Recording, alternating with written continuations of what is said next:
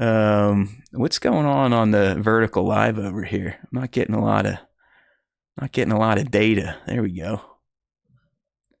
Man, the vertical live's going to be way behind. We're all good. Devin, hopefully you're all right over there in the vertical. Our poor boy, our wrencher, Doty, he's over in the vertical. He's probably like, what the hell's going on here? Something happened. Like, it definitely was off. All right. So we'll see if anyone comes in and votes. All right. Sweet. Dumb Show is winning so far at 60%. I love you guys. You all are the best. Perfect. That is perfect. I shouldn't expect anything more from all of you, but that's why I love you. So, all right, there's our poll work.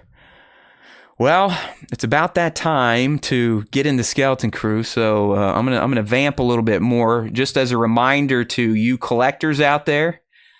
The Columbia Star Wars Vader collection goes live tomorrow. All right. So if you're an ass like me and you like to overpay for winter gear just because it has the Star Wars license, hey, I love you too, Star Wars Order. These go on sale tomorrow. If you join Columbia's site, you can get 30-minute early access, which would kick off at, I believe, 11:30 East on December 5th.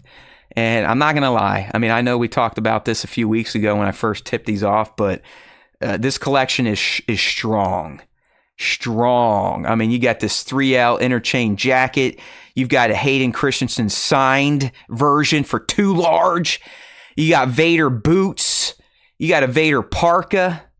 You got the Vader convertible jacket vest. Of course, the hoodie. That's going to be a must buy. I recommend going the all black version. And you know what? I'm even kind of digging this half tech or Vader tech half zip long sleeve thing. So just as a reminder, and please wait until after I secure my items, but tomorrow, as early as 11:30 a.m. Eastern Time, if you're a member of Columbia's site, you can start buying the Vader collection. Yes, it's pricey. It is super pricey, all right? But it's worth it. Bat, stop it.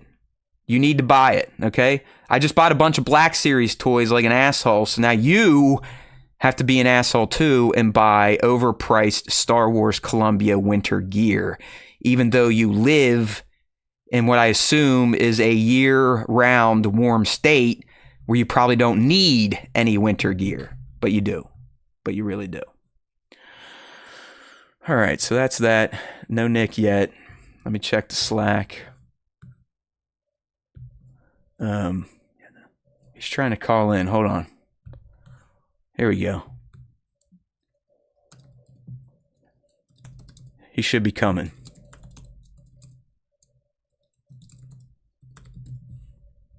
Here he comes, people. All right, let's get the stream reconfigured for young Nick. Hey, there he is. All right. He's here. Give us a clarity check, my friend. Yeah, Nick, I mean, Rory Schmidt brought it up when I announced that I fucked up the stem again, and pretty much we just blamed it on you. I was like, when Nick's here to start the show, I can do it. If he's not, I literally typed to Nick, starting my stem, and then I didn't do it. Yeah. Like, that is severe brain rot, man. That is like, don't do drugs, okay, people? Don't do drugs. Do drugs. That's the title of today's episode. Holy shit. Because now I knew. I was like, oh, maybe I could salvage it. But I was about 3 minutes in this, probably saying something stupid. And I was like, well, I'd still have to download the YouTube track. So it's like, oh, well, here we are, starting out on the right foot. Skeleton Crew week. Yahoo! All right. Hey, he's here, and it looks like he's got a new watch. Check that shit out. Do I? Oh wait, no. This is the same watch. I just don't know if you can see my watch often. Yeah, you know, you're right. You always got your hands down below. Who knows what you're doing with yourself? But that's right. It looks good. It looks good. All right. Well, welcome, friend. You're actually coming in at a great time. I got through all the dumb shit. We have a poll going up asking if this is a dumb show. We're at 57%, so that's pretty good. We got someone in the vertical chat saying, fuck you, me to Russia, you fuck. So that's lovely. Yeah. Maybe that's I think that's Russian for hello. How are you doing today? Yeah, maybe so. How you doing there? All right, so let's do a little Ask Us Anything since you're here, right? And then we'll go ham on Skeleton Crew because I'm assuming you're kind of juiced from it. The community's pretty pumped at large. Although knowing the way the world works, Nick may be anti-Skeleton Crew. You never know. The world loves it. The trolls love it. Nick may be coming in hot, ready to piss all over it. But that's why we love opinions. But let's go ahead and change gears up because we forgot to do it last time. Let's get into our Ask Us Anything. Remember, we post a prompt on Instagram, YouTube, in our community, in our Discord. The Discord's open. If you want to join, just hit the description of this video. Thank you very much. All right, so let's go ahead and hide that, and we'll bring up our Slackaroony. We did have a few questions from the last show that we might be able to piss through real quick because there wasn't a lot for this week, which is fine. Then we answered that one from thoughts on the Jake Paul. We did that one. Okay, we did the Thanksgiving. All right, here's one: waffles, pancakes, or French toast, young Nick? I prefer pancakes, but that's just me. I actually used to own a waffle maker, and one of Taylor and I's like old breakfasts that we used to do was like we would each like get one waffle and then eggs and bacon, but we stopped doing the waffles. Yeah, like I don't know, man. Oh shit, Obama's up in this bitch. Yeah! What's up, Obama? I love you. Please come back. Oh, Smitty's a pancake guy. Nick's a pancake guy. Honestly, I'm a waffle guy. I'm a waffle guy. And I'm like a creepy waffle guy.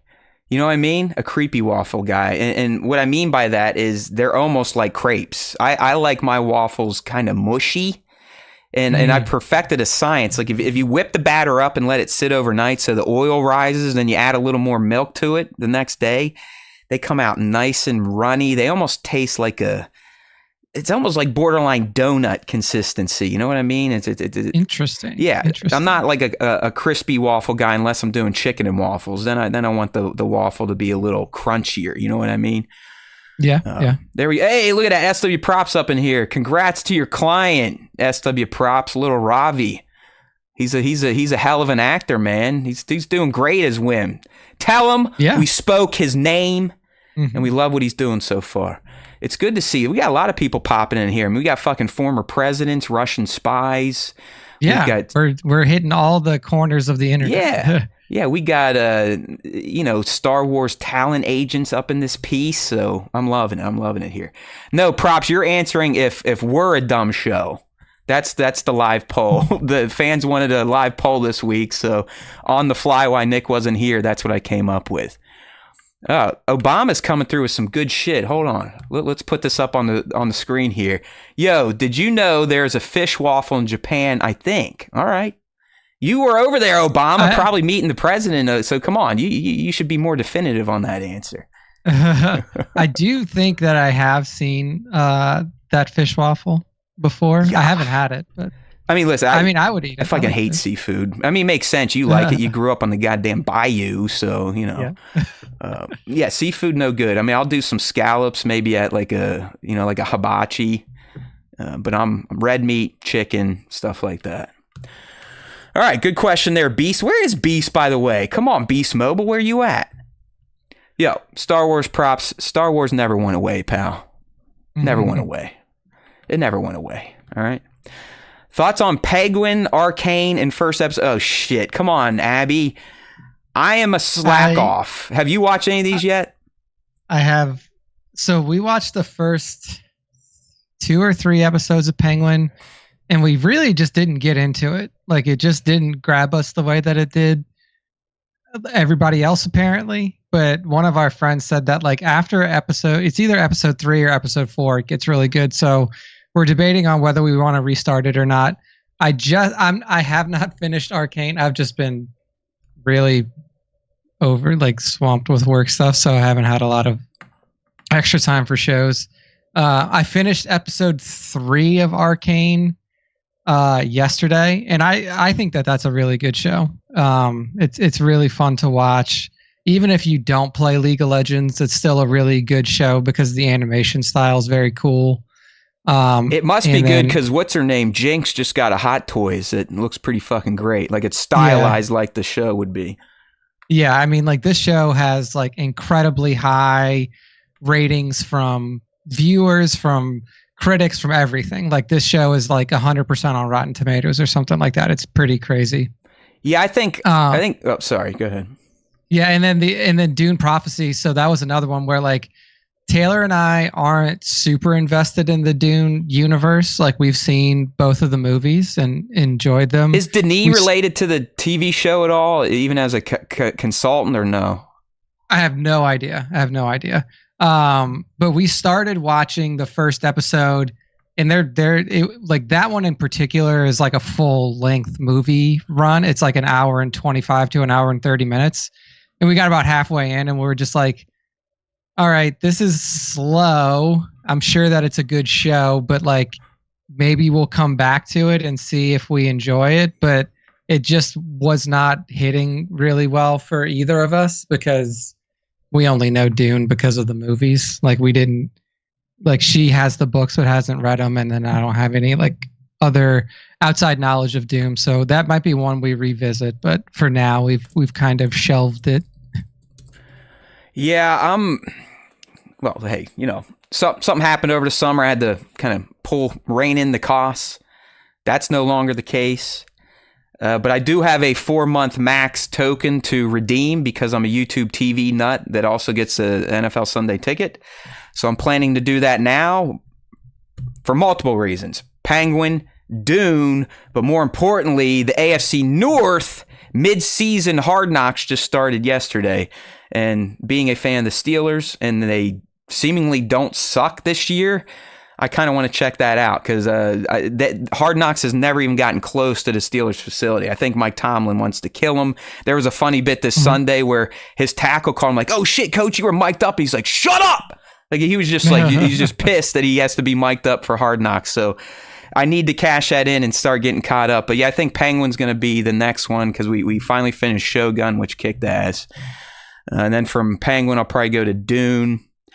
Silo's back on TV Plus, so I gotta come back to that. And just if we don't have a lot of time at night, we will throw on Shrinking, which I think is one of the funniest, best written shows of all time. That's the one with Harrison Ford and Jason Segel, some of the creators from Ted Lasso on Apple TV Plus. It's just fucking fantastic. Obama, you're the president. If you have a question, just lay it out there, pal. What do you got? Lay it on us. We are here to serve, Mr. President. Yeah, Silo is amazing. Can't wait to pick up season 2. All right, let's go to another question here.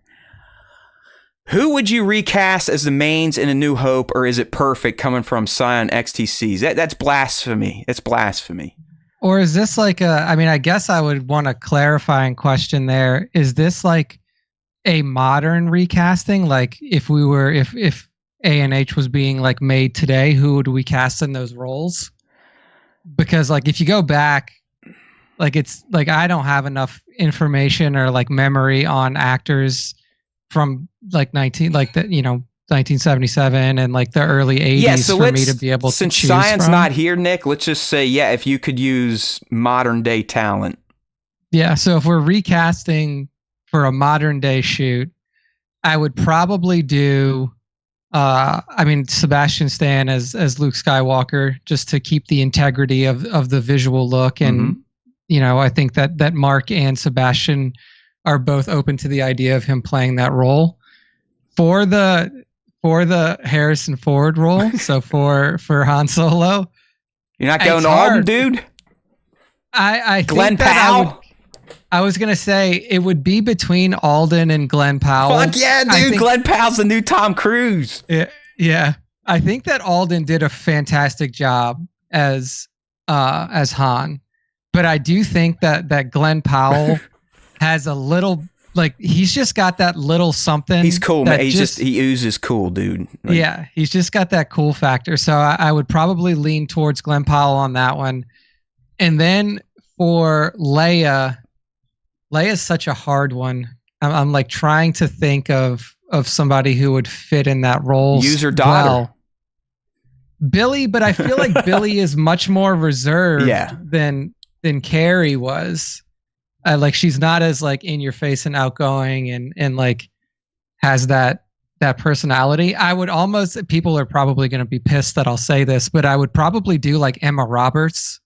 Emma Roberts is fantastic at like super biting dialogue. She's like, who is that? That's not Hermione, is it? No. Emma Roberts is primarily a TV actor. Like she was in a lot of the American Horror Story series. She was in Scream Queens, if you've ever seen that. She was in Scream 4, the movie Scream 4. She's been in a lot of stuff, and she typically plays like, I would say like mean girl type of characters. But I feel like you could take some of that energy that she has and not be like as mean girl about it, but be a really good Leia. So that would probably be who my top 3 or like my primary 3 would be. Oh, Bat's saying she was in Madam Web. I have not seen that movie.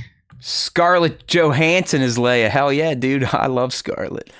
I need to watch that Man on the Moon coming to TV Plus here in, I think, a couple days. Hey there, Big Wood 4717. I'm sorry, everyone. I'm like having light OCD today. You're just gonna have to bear with me. I have problems. Nick knows about it. It's just how we roll. I can't. Like I literally am fucking ADD boy. All right. Yeah, Mando's saying she's good because she's bossy. I'm going that. No, we're not going to recast. We're digging up dead bodies. We're doing the CG, goofy shit, Uncanny Valley type of thing. If we're keeping it modern. Star is asking if there's any children locked in my basement. Not this week. Not this week. Not this week. But typically on off weeks, that's when we have the trafficking operation up and running here. All right. Good one there from Scion XTC. Glenn Powell. League, what film are you watching this holiday?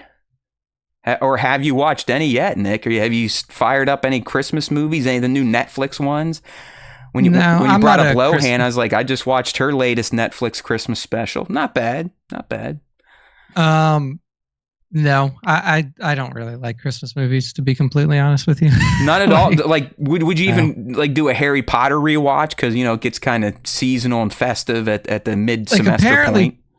Yeah, like apparently people are like now calling Harry Potter a Christmas movie. Like if that's the case, then maybe. But like, yeah, like standard holiday movies, like I just don't have any interest in watching them. Like maybe Christmas Vacation at the most. But yeah, like I don't like holiday movies. I don't know, man. They just don't do it for me. They all are very typically the same. Oh, of course. And they're all usually not that good, but I think Netflix has mastered addictive, low quality Christmas flicks.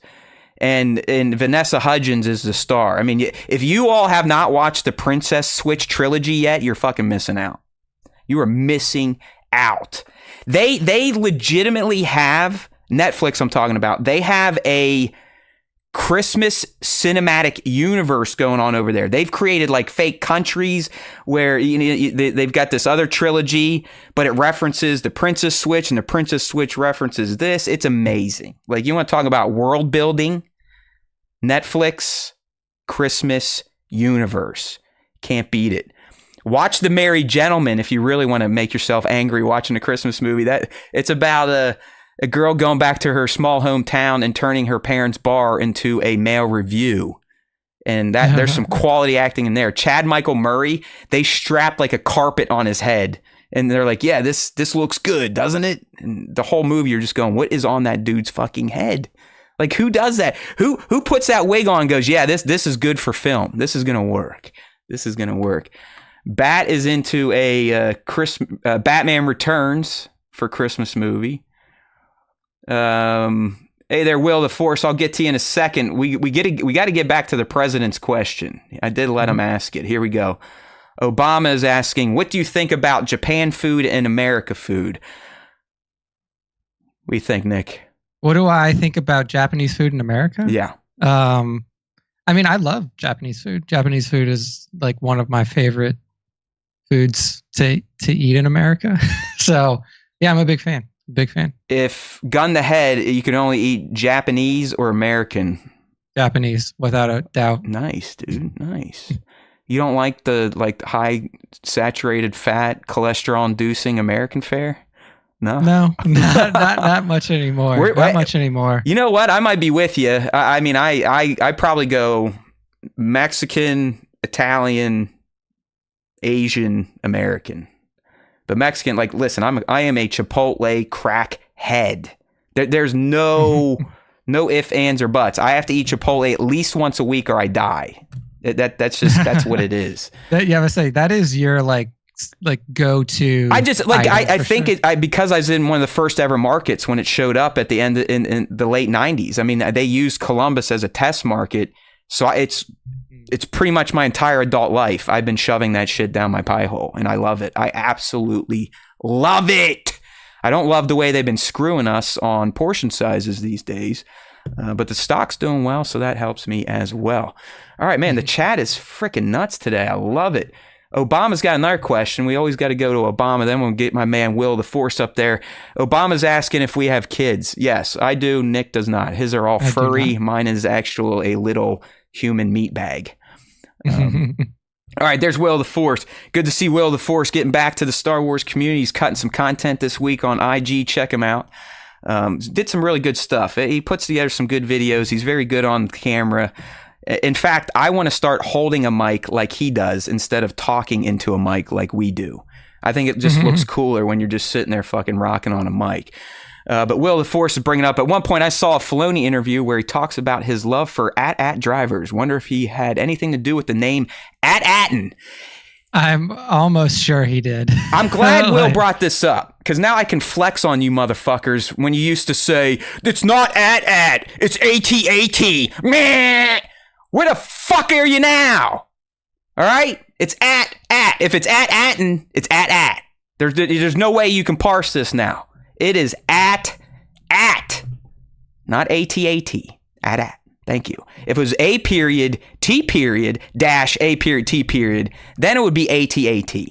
AT together forms AT, right? Sesame Street. AT. Thank you. All right, Will, good to see you here in the stream, brother. Catch you later. All right, what else we got here? Red One was good. If you like an action Christmas movie. Violent Night is the shit. You got to watch that, Nick. I mean, it's this like Viking Santa Claus just freaking murders everybody. And then Silent Night or whatever, I think, is the one that came out last year with Joel Kinnaman, where he kind of gets busted up by a gang. They shoot his kid, and then he goes on a rampage during the holidays. So it's a very uplifting movie for Christmas time. Man, League, you got us on a freaking tangent there. My answer, I'm going to watch all the dumb shit on Netflix, probably even rewatch stuff, definitely watch the new stuff. But once we get into Christmas week, that's when my Star Wars chronological order rewatch begins for the year. I do it every year at this time, and I'm looking forward to it. I purposely try to miss all Star Wars movies as they play throughout a year so I can do my full chronological rewatch with the family. So that's going to be where a lot of my screen time will be coming from. All right, we got a little time here. Who had the better last stand, Thorne or Keeley? I don't even know what the hell that means. Are these clones probably? All right. Yeah, I don't remember. Sorry, Kramer. I'm usually pretty good at this shit, but when we start getting like way down into clone lore, I'm a loser. Favorite pizza topping from SWTS? We did this one, didn't we? Yeah, let's do it again. Go ahead. Yeah, I can't remember. I mean, I like a buffalo chicken pizza. That's my favorite pizza type. I'm guessing you're not like a Hawaiian pizza guy then. You don't like the pineapple and bacon and I like the pineapple. I do too. Like I do too. I don't have really a pizza topping that I'll like turn my nose up at. Like I'll eat supreme pizza, I'll eat all veggie pizza, I'll eat White pizza? Whatever. Yeah, I'll eat like whatever. What is it? It's like I know at Papa John's, because that's the one that is closest to our house. They have a Philly cheesesteak pizza with like, there you go. I'll eat that, and it has white sauce. I'll eat anything. Really, the only thing I don't like is anchovies because they're typically too salty. Yeah, and you already got cheese on there, so you're getting a pretty good salt quotient. Yeah. Do you only do chain then? Do you have anything local in Austin that's worth getting, or you just hit the Papa up? We do. We have Home Slice, which is really good, and Aviator. Those are the two local ones that we like to go to. Yeah. And at those local ones, I still get the I get the buffalo chicken. Yeah, you know what I mean, though. I mean, listen, I'm a Midwestern dope. I'm not going to shit on chain pizza because that's pretty much all we had. This ain't the East Coast. But yeah, I'm kind of same way. I mean, I sometimes I'm embarrassed to admit it. I think they've cleaned up their act a little bit, but I kind of do Domino's a lot. They're cheap as shit. Their app's good. Their rewards are ridiculous. You pretty much get a free pizza every other week. They got good variety, good deals, good subs aren't bad. They actually have a really good buffalo chicken sub there, young Nick, if you ever want to try that out. Yeah, I used to, Domino's was my go-to, but then Domino's doesn't deliver in our area. And it's and even when you go in, you could do pickup orders and stuff like that, but the Papa John's is 5 minutes from my house, and then the Domino's is 20 minutes from my house. Oh yeah, so you got to be efficient. I got you there. Yeah, you just got to make it every once in a while we'll do some Little Caesars. That's cheap shit too. Plus they got those little pizza cups that are excellent. They look like cupcakes, but they're pizzas. But I definitely prefer real pizza. My favorite pizza of all time is a place called Grotto. It's out east, kind of in Delaware, maybe in Maryland, but definitely at Rehoboth Beach or Ocean City, Maryland. Love that shit. It is awesome. Had some good pizza in Philly last week, too. It was a Detroit style. So it's kind of like Chicago, where it's a deep dish, but it's a square. So you get more corners, and they get nice, that burnt cheese. So good. So good. I love Philly. I went to the Reading Street Terminal Market there and got the Knicks, got a hot pork sandwich with long hots and broccoli rabe and American provolone. Oh. All right, here we go. Yeah, Little Caesars, let's go. Cheap, shitty pizza, represent. All right, so I think we cleared through the old questions. Now let's try to zip through some of the new ones here. And then we'll get to Skeleton Crew. Don't worry, people. We've got plenty of time saved for Skeleton Crew. Coming in from our buddy Sir Dork, who was in here earlier. If you had to dress like a specific Star Wars character in your everyday life, which would it be? Cassian seems to rocking some cool jackets in Andor S2. Yeah, if I had to rock a fit every day, it would probably be Han. I like it's a very simple getup. You got some corduroy pants, a white shirt, and then a vest. I feel like that's a standard, easy one to pull off.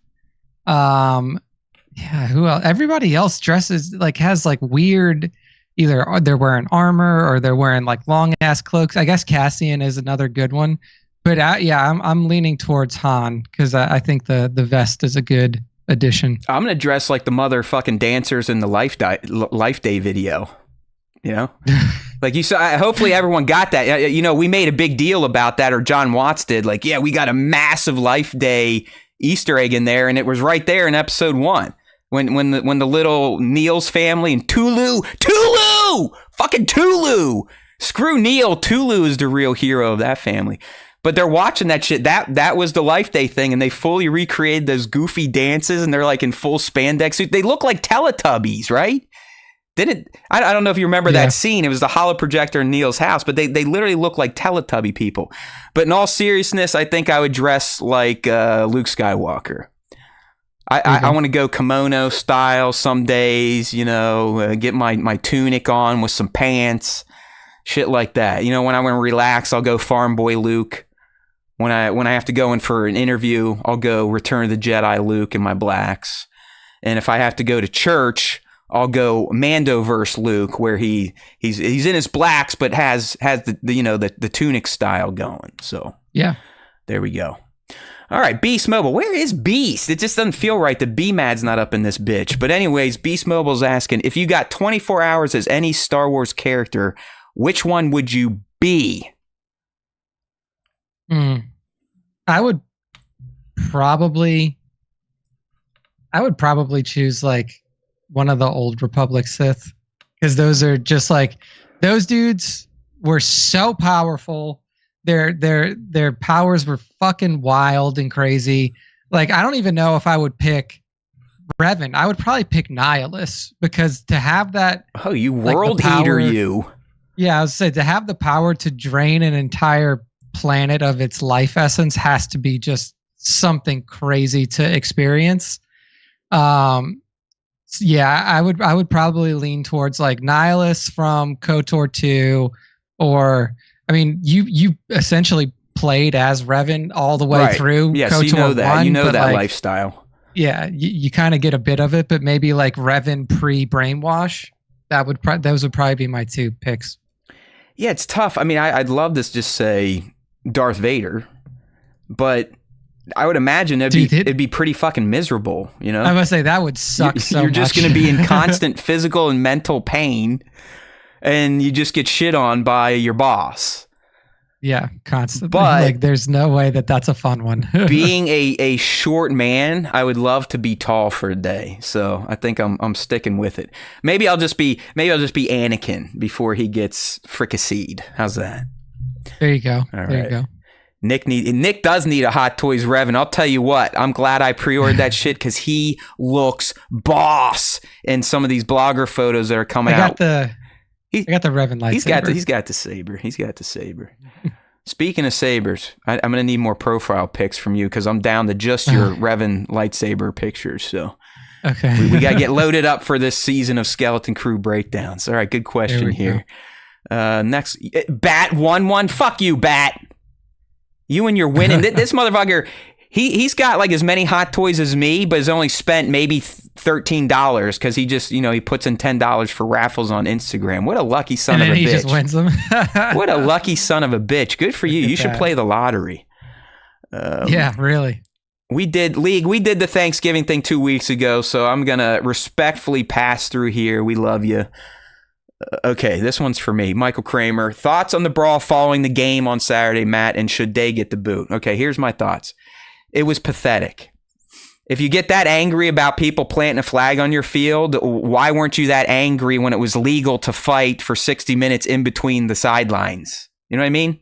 Like, where was that fucking energy, Ohio State, when you were letting a 6-5 shitbag Michigan team with two of their best players not playing in your house beat you up at the line of scrimmage? I thought it was disgusting.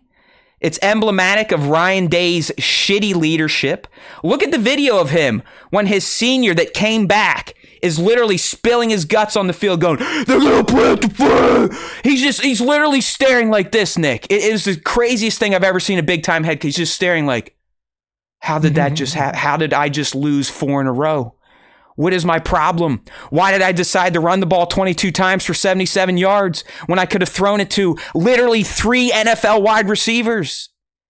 It's so pathetic what is happening at this program under this piece of shit noob fuck who was gifted this job from Urban Meyer. Bring back Urban. I know he's a fucking shitbag human, but he's a goddamn winner and a leader of men. I can't take it anymore. Any Buckeye fan that thinks this is okay and they think that everything's going to be all right because they're still in the playoffs, what evidence do you have that he's going to win in the playoffs? The dude is 2-4 in bowl games. Like, let's go. Let's go. He's a fucking bum. All right? Thank you. All right. Get me all worked up. Holy shit. Oh, this is coming from a new one. One true Star Wars fan over on YouTube. If you were to make another channel, what other movie franchise would you make it on, not including Star Wars? This is easy. I'm going to answer it for both of us. Lord of the Rings. Yeah. Easy. Yeah, it would be Lord of the Rings. All right. If you were a Jedi... Sorry, Nick. Go ahead. Yeah. No, I was going to say, like, it's in a similar situation where, like, there's an actively running show for it. Yeah. So it's easier to make content. Yeah, 100%. If you were a Jedi, which colored lightsaber would you get and who would be your master? Then who would be your Padawan? These are good questions. If I was a Jedi, what lightsaber color would I want? I mean, okay, so I guess we have to stick to like movie canon lightsaber colors Nah, fuck it. for Go Jedi. KOTOR. Who cares? So the one like I always liked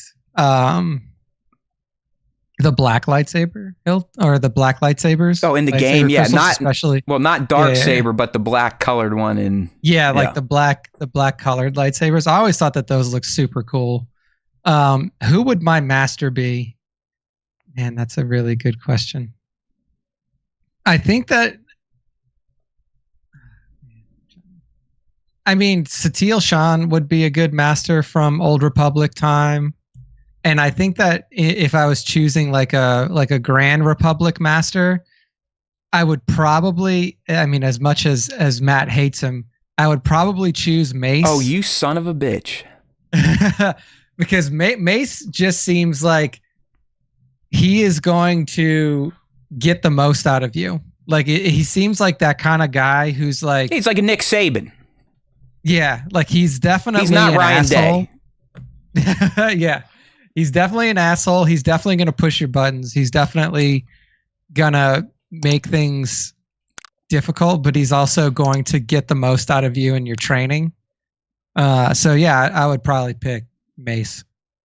All right. My color, I'll go orange. Why not? Nice. I like that one too. My master, I think we were asked something similar before, and I think I'm still going to roll with Qui-Gon Jinn. You know, he just seemed pretty chill. We could sit around, you know, maybe puff, pass after training.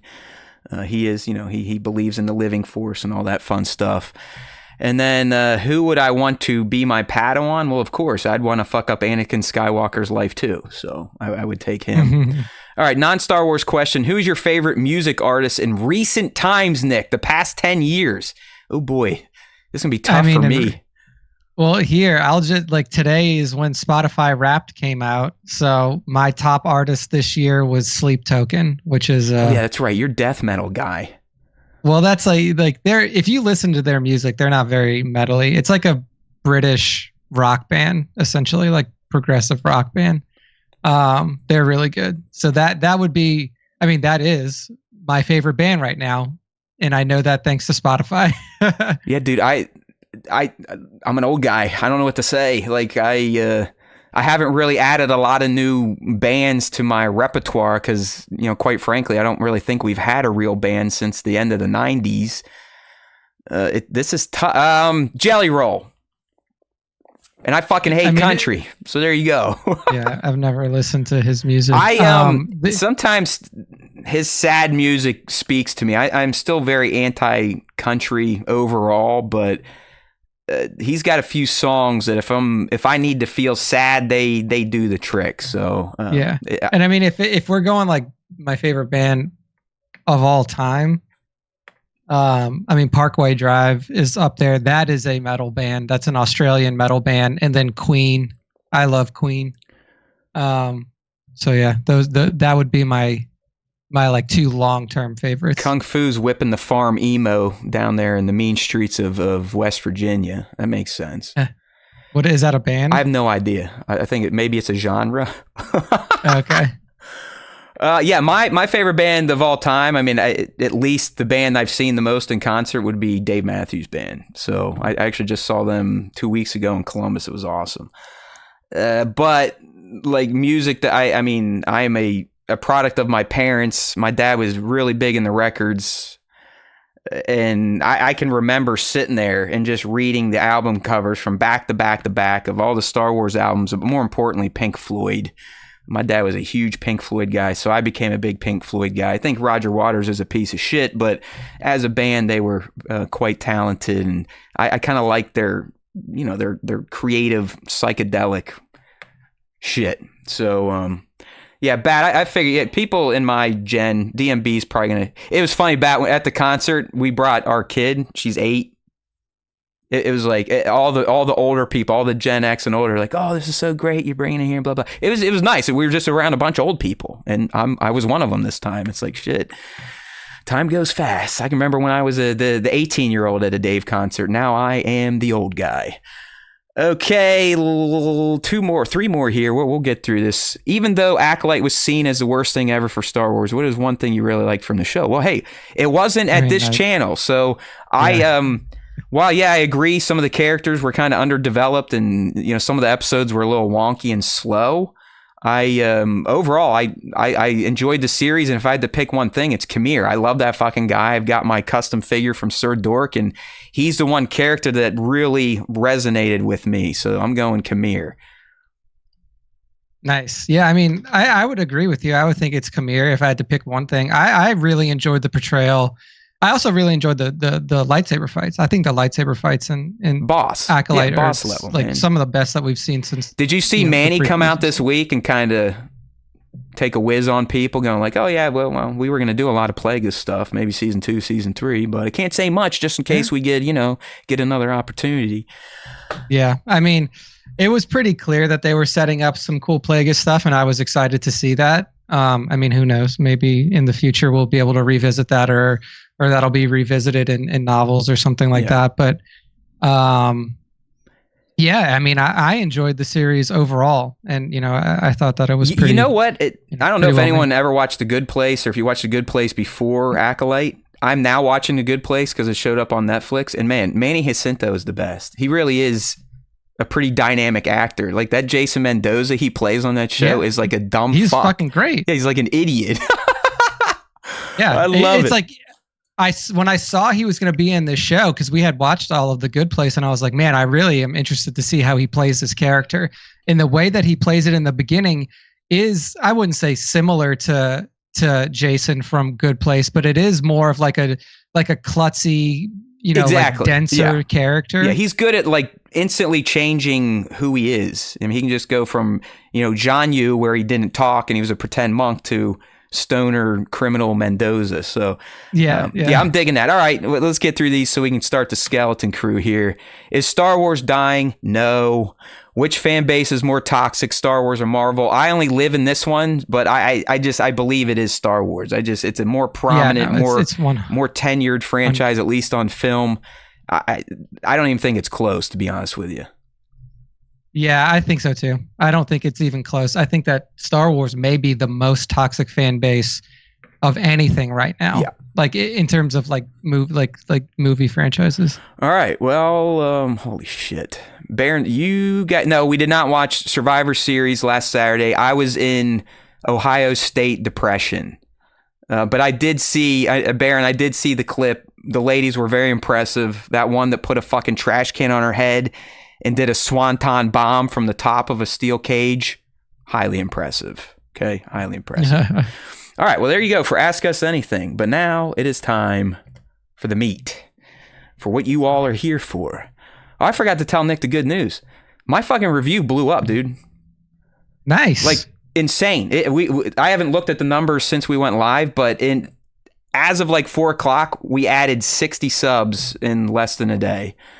The video's got like 3K positive comments, and it's long. Like I was late. I was freaking out yesterday. It was almost 6 o'clock. Like, I haven't even got this out yet. I'm a fucking loser. No one's gonna watch it anyways. Who cares? And I put it out. I wake up this morning, I'm like, holy shit, something happened. So hey, thank you, Google algorithm, YouTube algorithm. What did I do? Please tell me, because it's the same shit I put out for every new Star Wars property. But I guess I shouldn't bitch and moan.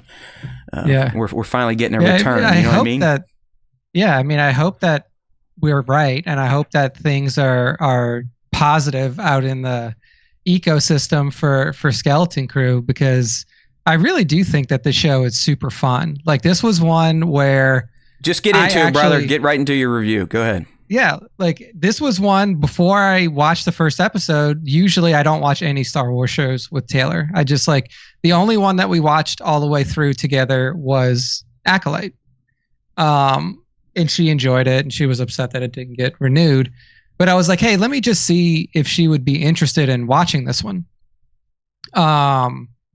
And she was like, yeah, I'll check it out. We watched the trailer. I was like, it's definitely like more of like a fun type of show. Like, it's not going to be super serious like Acolyte was. It's going to be like more similar to Solo is kind of how I put it. It'll be like way more of like a fun jaunt around the galaxy. We watched the first episode, which is the longer one. And she was like, yeah, I enjoyed it. And then we watched the second episode together. So I think it's a great show. It's very fun.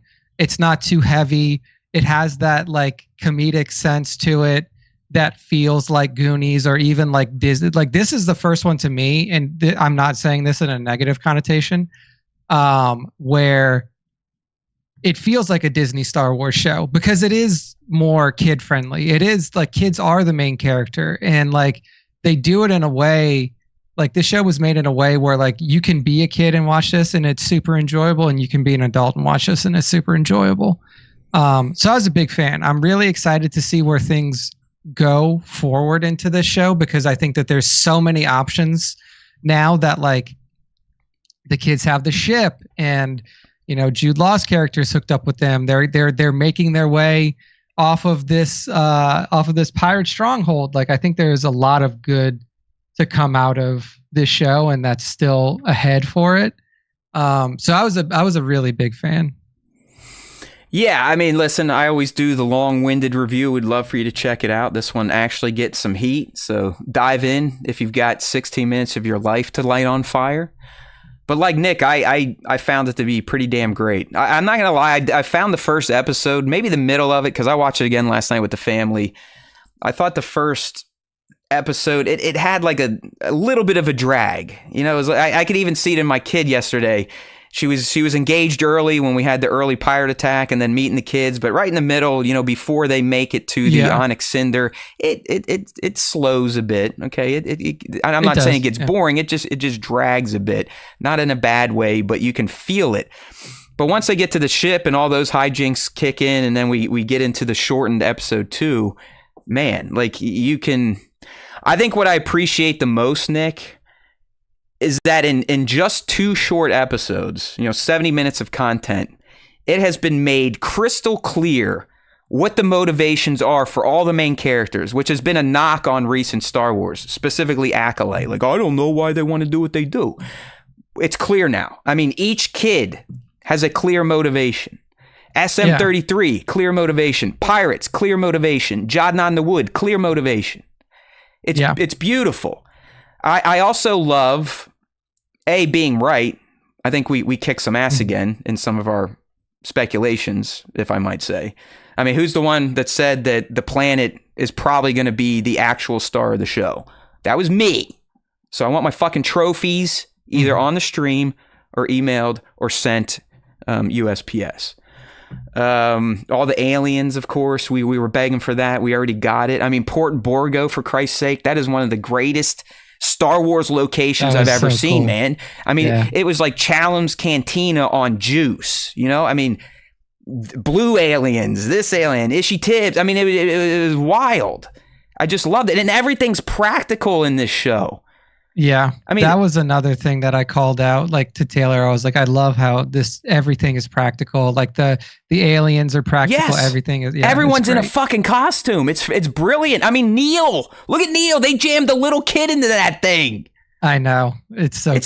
Fantastic. He looks so good. It's so cool looking. I mean, just the show's visuals, the practicality of it, the sets. I mean, even when they were shooting on location at ATTIN, I mean, some of those shots John Watts got in episode 1, specifically when Neil and Wim are walking through the forest and you got the sun, beautiful.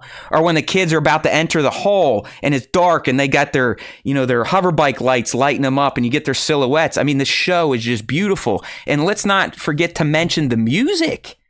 I mean, Michael Giacchino or Giacano, however you say it, his son Mick, hey, the apple doesn't fall far from that tree. I'm okay with a little nepotism when we get that type of music. I mean, we're going to talk about it in more detail. He did cheat a little bit at the end and sprinkled in some John Williams that I'm sure you heard it. I don't know if it got you all worked up or made you go, oh, there it is. I love that song. It makes me sad. But yeah, I found the music good. The kid cast, I mean, yes, we got their motivations, but the kids actually got to be able to act so we can believe in him. And Nick, I think they did a fucking good job. Yeah. I mean, Fern, the girl who played Fern just absolutely crushed it. Like, she was such a good casting for that character. Like, she seems so natural in the leadership role, and especially, like, you know, bossing the kids around and like being the one that like steps up in front of the pirates and it's like, this is my ship. You got a problem with it? Like, I just love how she played that character. And I think that Neil was my, if I had to pick two favorites, it's Neil and it's Fern. I love when Neil had to like walk up on his driveway ledge and then jump down, seeing his little legs walk up to the family. And it's clear now that they're not Ortolans. I mean, if you saw his family, his dad's got fucking tusks, and his no, they literally are elephant people. So they are not related to Max Rebo, unfortunately. But my God, that Neil's family, I only remember Tulu. That's the little one that pointed up to Wim like, yeah, he's taking a bath. They're fantastic. I really do think the Neils stole the show. So, I mean, listen, it was a winner. I really think, and listen, I'm not going to sit here and be like, oh, it's so great that the trolls don't hate it, because who gives a fuck what they think? All right, I've never let them really drive my own love or how I process new Star Wars. Yes, I will fall prey to commenting on their idiocy, but I don't really care what they think. It is nice as a creator and a fan to not have to worry about waking up every day and getting death threats for liking Star Wars. So that should be nice. But it was a great start. I think it's everything we thought it was going to be, if not more. It's definitely Star Wars Goonies, Pirates of the Caribbean. All had a baby, and Skeleton Crew came out. And Nick, I think the best thing is the way they've woven in the mysteries. Yeah. You know, because, I mean, as soon as it ended, I'm like, oh, well, I need more on ATTIN. I need more on Jadna in the Wood. I need more on why the fucking Onyx Cinder was on this supposedly lost mythical planet, buried on top of itself for, at this point, Nick, I think we got to say thousands of years. Thousands of years, right? For sure. Thousands of years. So how did those pirates know to find the place? Dude, it's nuts, too, because, I mean, there's so many, like you said, there's so many things, like, the way that they reacted to the old Republic credits and that going back to ATTIN, like, why are they using that money on that planet? Why is this barrier so important? They're like time capsuled, man. It's like they've been trapped in time. They don't know what's happening in the outside galaxy. Dude, Taylor mentioned something to me and when we were watching it, and she was like, what if I can't remember the exact comparison it was, but the comparison was like, what if this is like Divergent? And basically what Divergent was is that there was the society that Divergent was set in, but it was a test society that like the larger world had put together to test these the great work. Yeah, like, so is this some sort of like test society that has been set up by I love that you went here, Nick, because hold on. We're on the right path. Damn it. Did I not include the screenshot? Oh no. Yeah, I did. Okay, here we go. All right, let's just riff on this. If you're new here, we tend to give a brief review of new Star Wars. Then we'll get into top moments in eggs, and then things we call huhs. And I'd say right now we're jumping right into a huh. But Nick, and I wish I could pull in here. But when Fern gets to her house, I was right there too. Look, her mother is a bureaucrat. Thank you, everyone. You can send your donations at your earliest convenience. But if you walk into her house, Nick, and you look at this mural, I think you're spot on. Because look at the races that are represented. Humanoids, Neil's race, Ithorians like we saw on there, Runa's race, and I believe they even had Rhodians. And they're all like kind of kneeling down and looking up at this. She almost looks like Mother Mary, and there's like this star thing in the sky. But I was thinking something similar. Is this a planet where they're like they took all these races and they're like, these are the only races that can be here. We're going to try and experiment. They're essentially communists, right? I mean, the aptitude test, the career readiness. That's hey, you're a fucking data guy. Hey, you're a rocket guy. I mean, that's communism. Yeah, and I mean, like communism in a very communism at its core, not like Russian communism. Right. It's you don't have free will to choose what you want to do, but you're also it doesn't look like everyone has to farm a patch of bread or rice and that type of shit. Yeah. But it's like they took all these different races, made them feel like they were all supposed to be together. Because here's one interesting thing. I don't know if people picked up on this. Neil himself, on Port Borgo goes, man, look at all the aliens.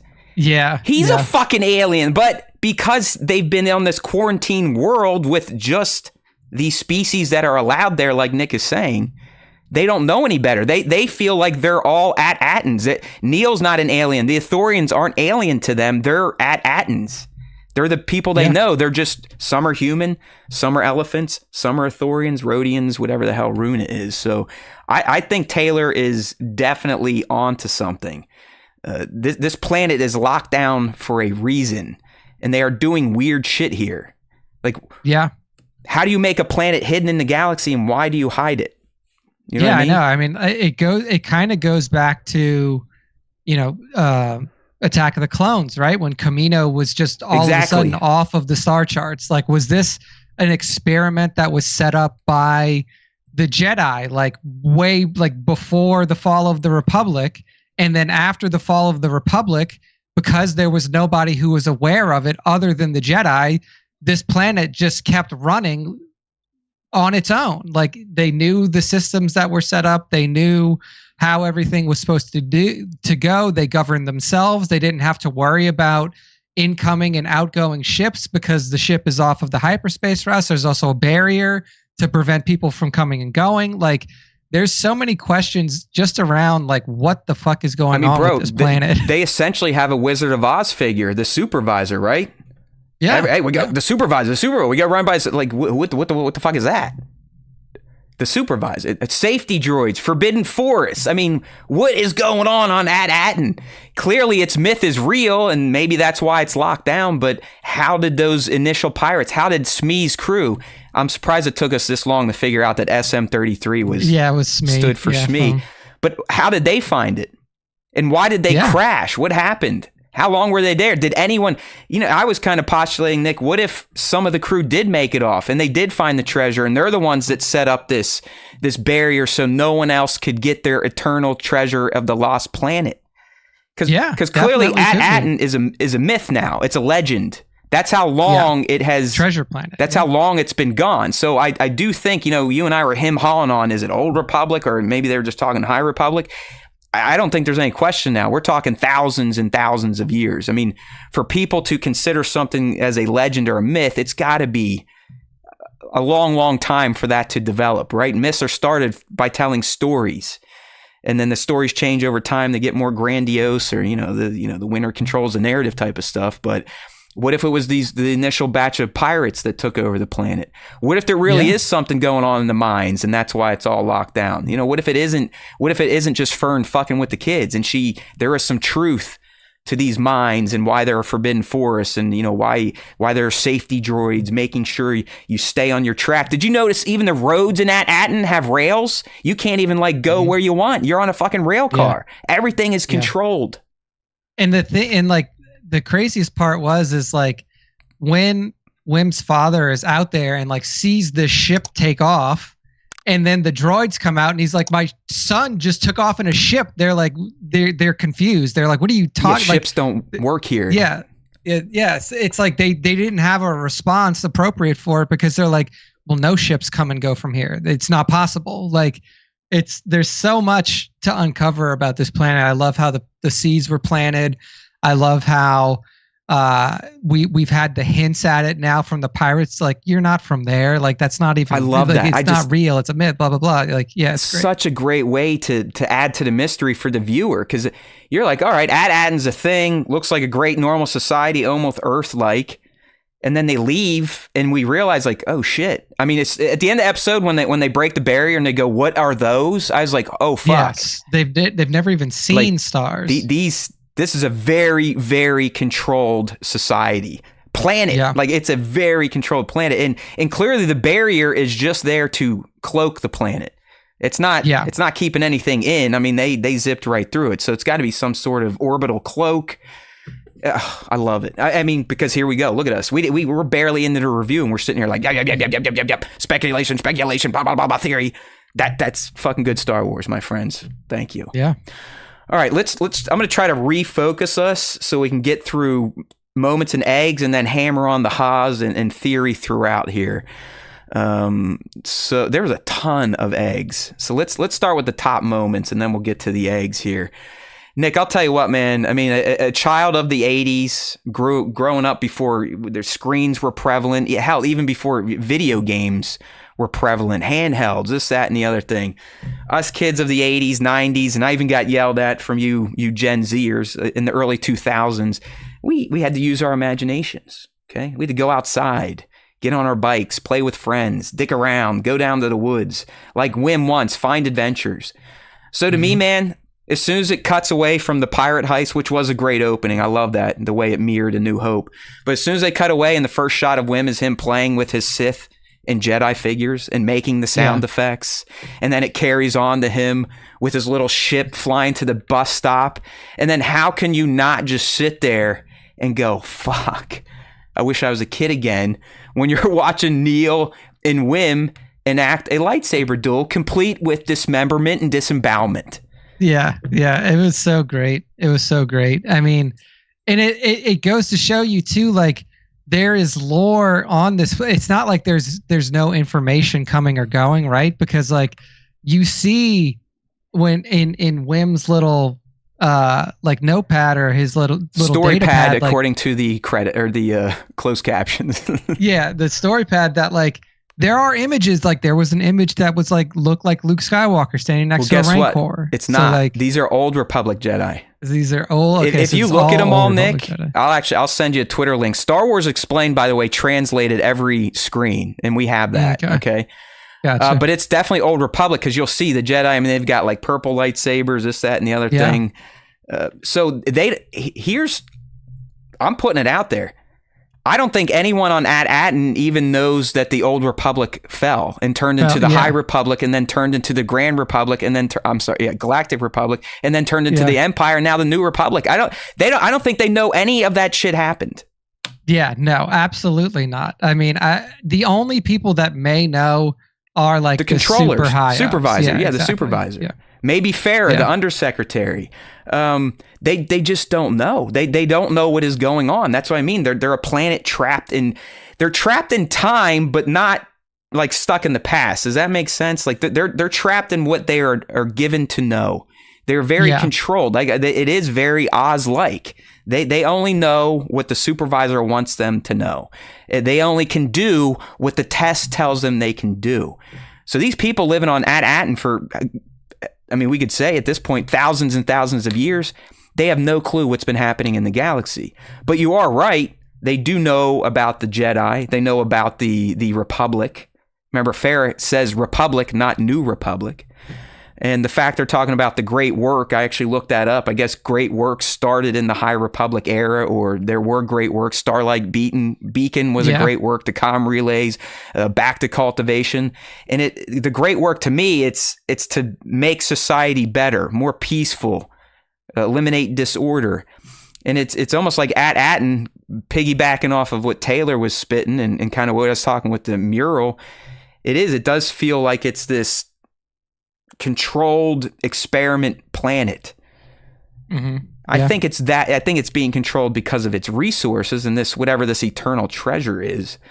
I mean, dude, we could be here till 10 o'clock, so we'll keep moving along. But I love that Wim playing, and really the lightsaber duel, Neil especially.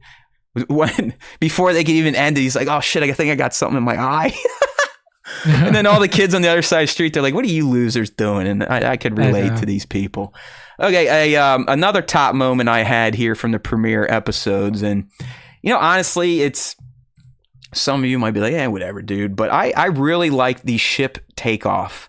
I mean, outside of the hijinks with the kids and crawling out the outside and seeing the ship kind of rewrite itself, I just thought visually it was awesome. Watching that behemoth literally rise the earth like a sleeping giant, seeing that it was indeed on its back, so it probably did crash land, but why? And did anyone get out? And it was a cool little action scene, visual scene, and it was the scene that kind of leads us into where we wanted to go, and that is off at ATTIN to start to learn more about, hey, what is going on here? And what are these kids going to go through to get back now to what the galaxy at large, considers to be a lost mythical planet. So I like the Onyx Cinder kind of getting fired up. Wim fucking up again and kind of couldn't help. I love that, dude. He puts on the headset from the chair hanging upside, and you could just see it. That's what I mean. I think Robbie did a great job. You could see the turmoil in his face, like, I know I shouldn't touch this, but fuck, like, it's a blinking green button, dude. I got to do it. And then he hits it and he just runs away. He's like, I didn't do it. I didn't hit anything. It was so good, man. So I did like the ship takeoff. And why do you think it crashed on its back? I mean, it was flat on its back, dude. Yeah, I mean, it had to. I mean, the thing is like the ship doesn't look like it was damaged, or like it didn't look like it was in a battle. I'll say that. Like all the engines started.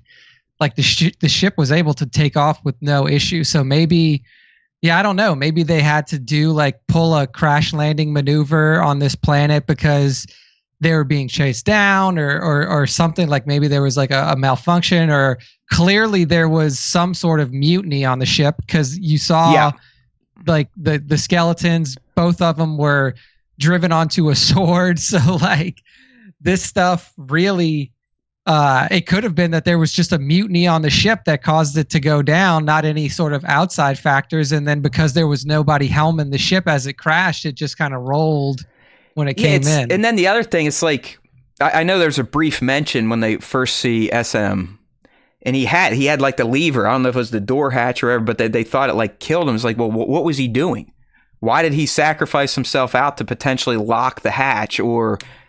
what happened there? Like, I don't know. Like, I mean, were they being boarded by a different pirate crew? Exactly. Like, what was going on? Yeah. So it does seem. Who knows? Maybe when the Cinder found this planet, it wasn't lost, or maybe it was still a lost planet. In the barrier, if ships come in, it can essentially give you like I guess in Star Wars world they'd call it an ion pulse, but think like an EMP blast, where as soon as they cross that barrier, all their electrical systems just die.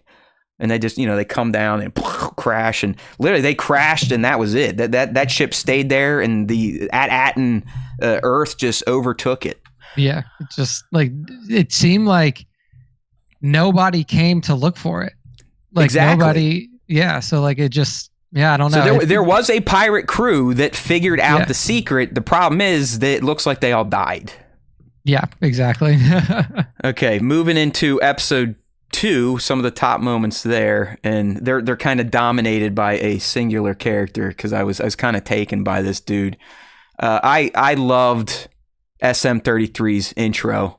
I think Nick Frost is doing a great job giving him a robot pirate voice, his programming as a first mate, and how Fern tricks him, and how he's like, I gotta do everything around here. He starts dragging Wim away as a stowaway. And he's practical. I mean, he's a big fucking puppet. You gotta love too, and he moves that way. But I think it's perfect for him, because he is a peg leg droid, and I like that he kind of walks like a zombie in that intro when he's walking through the hall and coming through the red light and smoke, and then, like I said, Fern tricking him and him being like, "All right, yeah, fuck it, she got me. She's the captain. Let's roll. What do you want me to do with the stowaways?" And then he just follows it up into, I loved when he tries to teach them the ship systems, and he's just like, bing, bing, bing, bing, bing, bing, bing, bing, bing, bing, bing. And they're like, all right. But KB, our Lobot, she's like, don't worry, I got it. So I was a huge fan of SM33, loved his introduction, and then loved how it kind of played into him speedily trying to teach young kids how to pilot a starship, which, Nick, you got to argue this is the first time they've ever seen a starship that isn't on a story pad, right? 100%. Yeah. Like they don't. There's no ATTIN way doesn't have a port, so it's like. Yeah, like there's no way that any of them know how to pilot that ship, and like the fact that they got to the port is only because they had the autopilot navigation in there. Did you pick up when Bruce was like, how the fuck did they get here? And why didn't the turrets blast them? Well, the Cinder clearly has an ID code that allows it to go to that shadow port. It is 100% cleared to go there. Yeah. I mean, who knows how long that port has been there? I mean, could be tens of thousands of years. Like we'll get into it. It definitely is. Nick, it may go as far back as the Rakutans. Yeah. So there you go. So yeah, I mean that. love Port Borgo. More on that in a bit. So yeah, I loved SM-33's intro. And then of course, when they make it to Port Borgo and the boys kind of get them in trouble by whipping out the Old Republic credits, who shows up to protect his diminutive captain? SM-33. SM-33. And he did like the Henry Cavill fucking lock and pop, rolls up. No one's even, they're like laughing at him because he's all raggedy. I mean, look, dude's got cables hanging out of his head. He's got cables hanging off his back. God knows what those plug into. But he proceeds to kick the living shit out of people. And you had to love when they start shooting him and he pulls out those forearm shields. Yeah, like holy shit. Yeah. I mean, this dude's like an MMA pro. I mean, he's blocking all the shots. He gets his shield so hot from blaster fire, he burns the Warthog guy. I mean, he was impressive to watch. So 100%. SM-33 definitely dominating top moments for episode 2. But really, the big one, not going to lie, I saw Will of the Force said this. I don't know if he's still on the stream. But I'm like him, man. It's very Pavlovian for me. Whenever I hear that fucking Force theme motif, we could be watching someone take a shit, Nick, and I think I would get the feels. And it's the kind, it's like Leo's character in that shit in Tarantino's latest movie, the meme where Leo's in the yellow shirt pointing. Yeah. I did it, man. Like I saw when Jod raised his hand and the key starts to move and Mick starts a theme and I'm like, okay, I think he's going to go there. And then sure enough, once it crosses the bars, he hits it. Like he just fully brings in John Williams' Force theme. And it's impossible for me to not go, oh, Luke and the Twin Sons, Rey on Star Killer Base. I love Star Wars. I love you, Jod. So I guess the question is to you, while that was awesome, does Jod actually have the Force? Was this staged? Why did he wait to have cellmates to finally use it?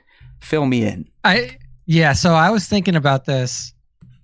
I mean, maybe we'll talk about this later, but he's clearly, I think that he does have the Force, because unless he had a super powerful magnet hidden on him, it's really hard to pull something like that off.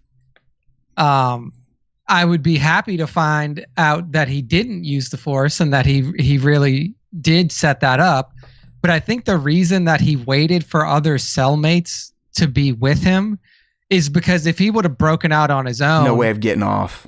Yeah, it's like, what is he going to do? Like, because you notice he sat there and listened to them before he made himself known. Like exactly. He heard that they got a ship. They're from ATTIN, which he probably knows the legend of. Because, by the way, people, I think there's a 1% chance I could be wrong, but we're looking at Captain Silvo right here. The guy. Oh, yeah, that's what, yeah, exactly. I mean, like, they made it so obvious even with the helmet on when he's walking. I mean, he walks like Jude Law, he talks like Jude Law, and he acts like Jude Law.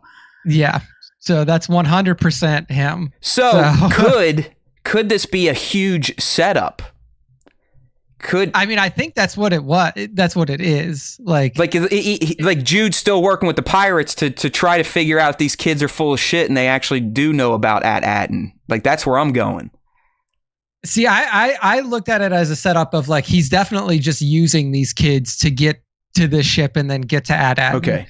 I don't know. You don't think he's doing it for the pirates at large, I guess, is what I was asking. I don't think so. Like, given the way that they were talking to, like, it was very Jack Sparrow and the crew of the Black Pearl in the very beginning of the show when he's like, "Oh yeah, we're finally gonna get our take." Like all the pirates. Yeah, it sounds like he was jerking them around for a few missions before this one. They were. Yeah, I would say they were already super down on him, and they were like, this better be the score that we've been talking about. And then it wasn't, and it seemed like that they were fucking done with him. They were like, all right, buddy, like we're going to toss your ass in the fucking brig on Borgo. We're never letting you out. Like, you're just done. And then his ship gets taken over by somebody else. So, like, I don't think fucking that he's Brutus, in league with dude. them. Brutus is a pimp. Yeah, Brutus looks awesome. I love the design of Brutus. And again, like the practical it works. Who cares? It looks better than CG, man. Fuck it. Yeah, dude. I love it. Brutus's entrance, though, man, peak. I mean, he just walks in, pulls out his revolver. He's like, looks sideways, ba ba ba ba ba.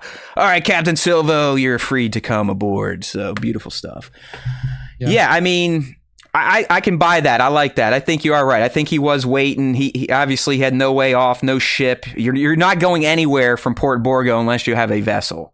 And everybody knows who he is. Of course. So it's like even if he broke out, if anybody saw him, they'd be like, "Get this fucker back in the jail cell." Like, so I am with you. I think right now in that cell, in his mind, he's going, "These fuckers are going to get me out of here. They got a ship, and they're talking about the lost planet of eternal treasure." And considering he mixed himself in with pirates for whatever reason, if he's a Force user, he clearly knows what that lore is about, that myth is about. He wants to get there himself, kind of like what you and I were talking about. Everyone's going to be headed towards some treasure. We now know it's at ATTIN. But what is it? Is it a resource? Is it just loot? Are they relics? Is it a power source? So, the pirates, they probably want to get there because they think it's traditional loot.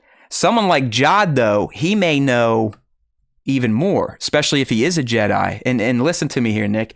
Think about Baylan Skoll's mission with Peridia. Kind of similar here. If Jude was a Jedi or Force user, hell, he's a person in the galaxy. He probably heard about the myth, the legend of ATTIN, and it probably piqued his interest. And he always wondered if it was real. Like Baylan told us, every youngling heard the legend of Peridia.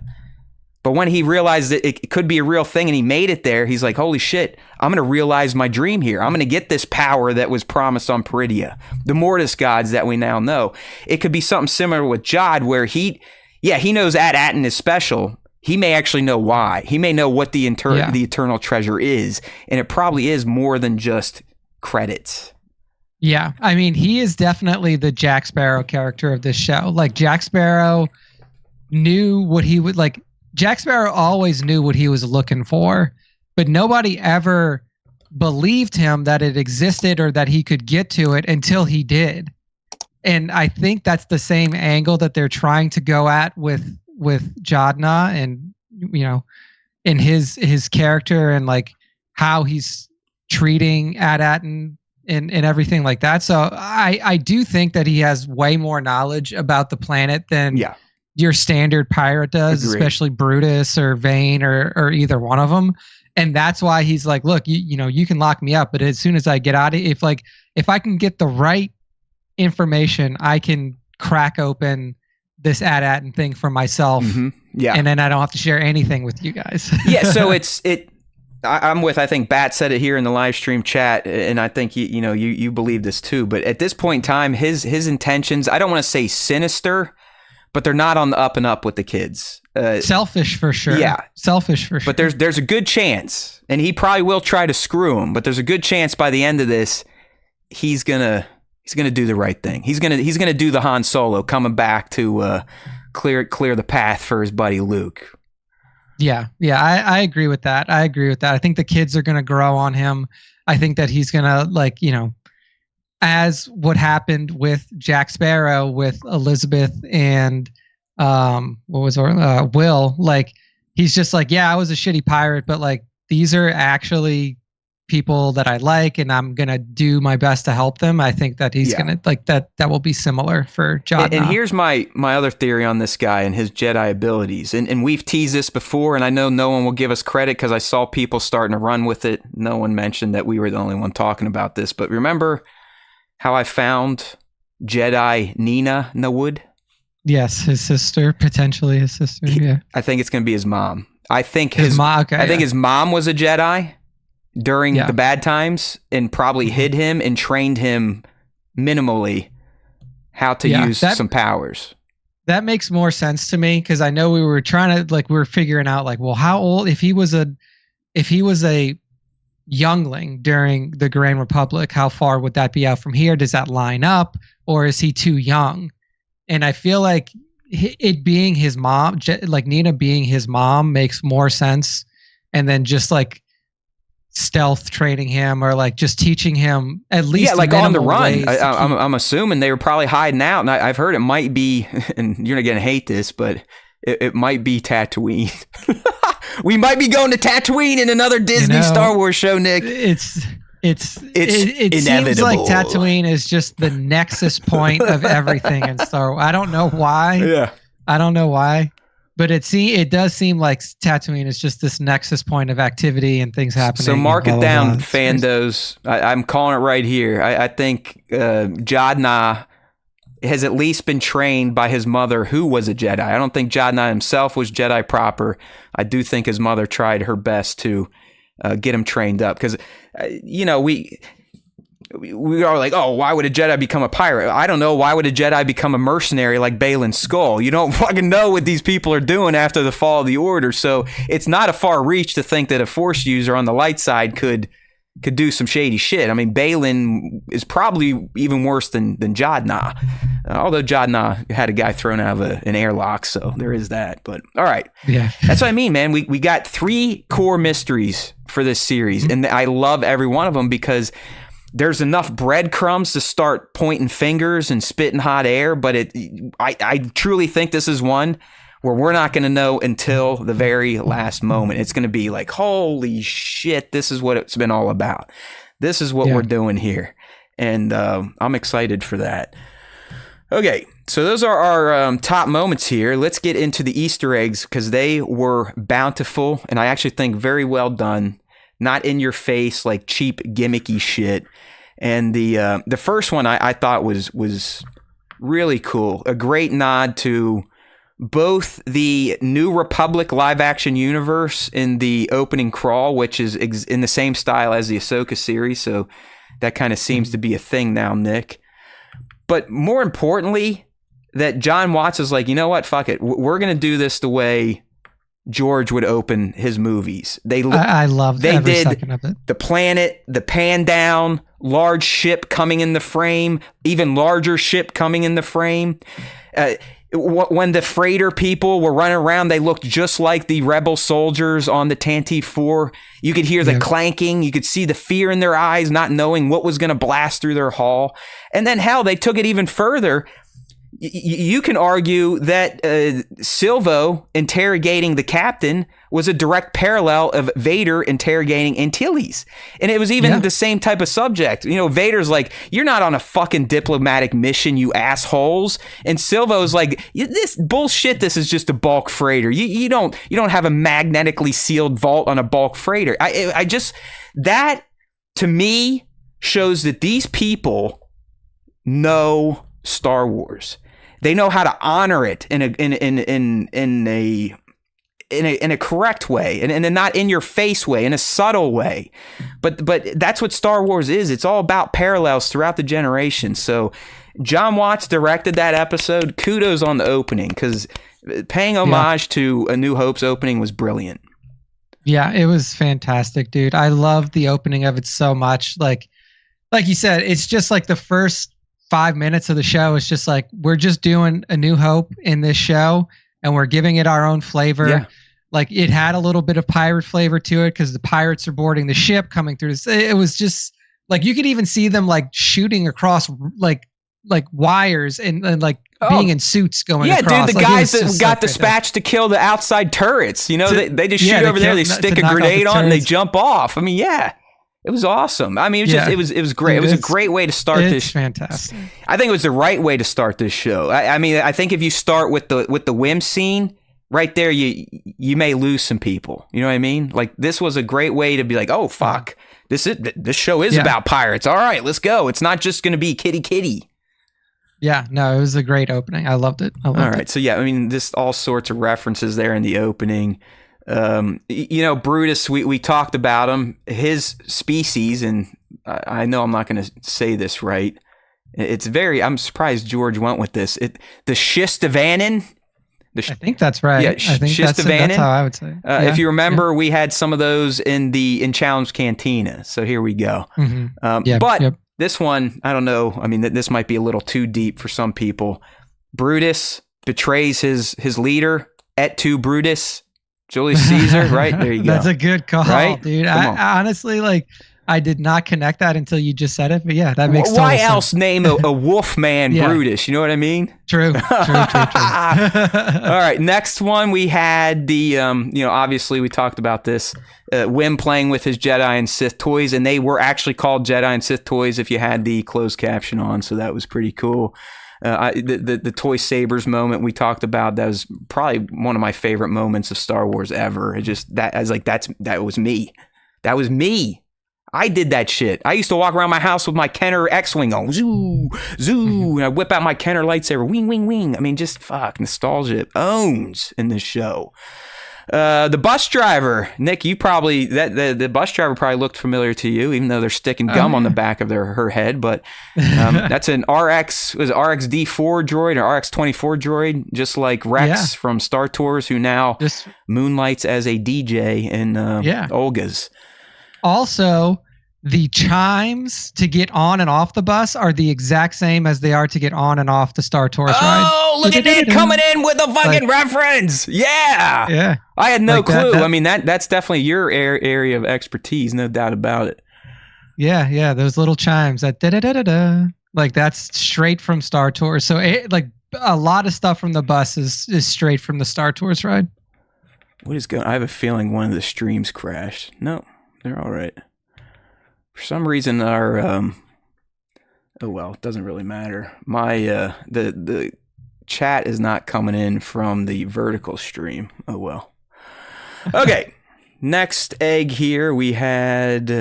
All right, the Jedi storybooks. Let's talk about this for a second, because like I said, Star Wars Explained did translate these.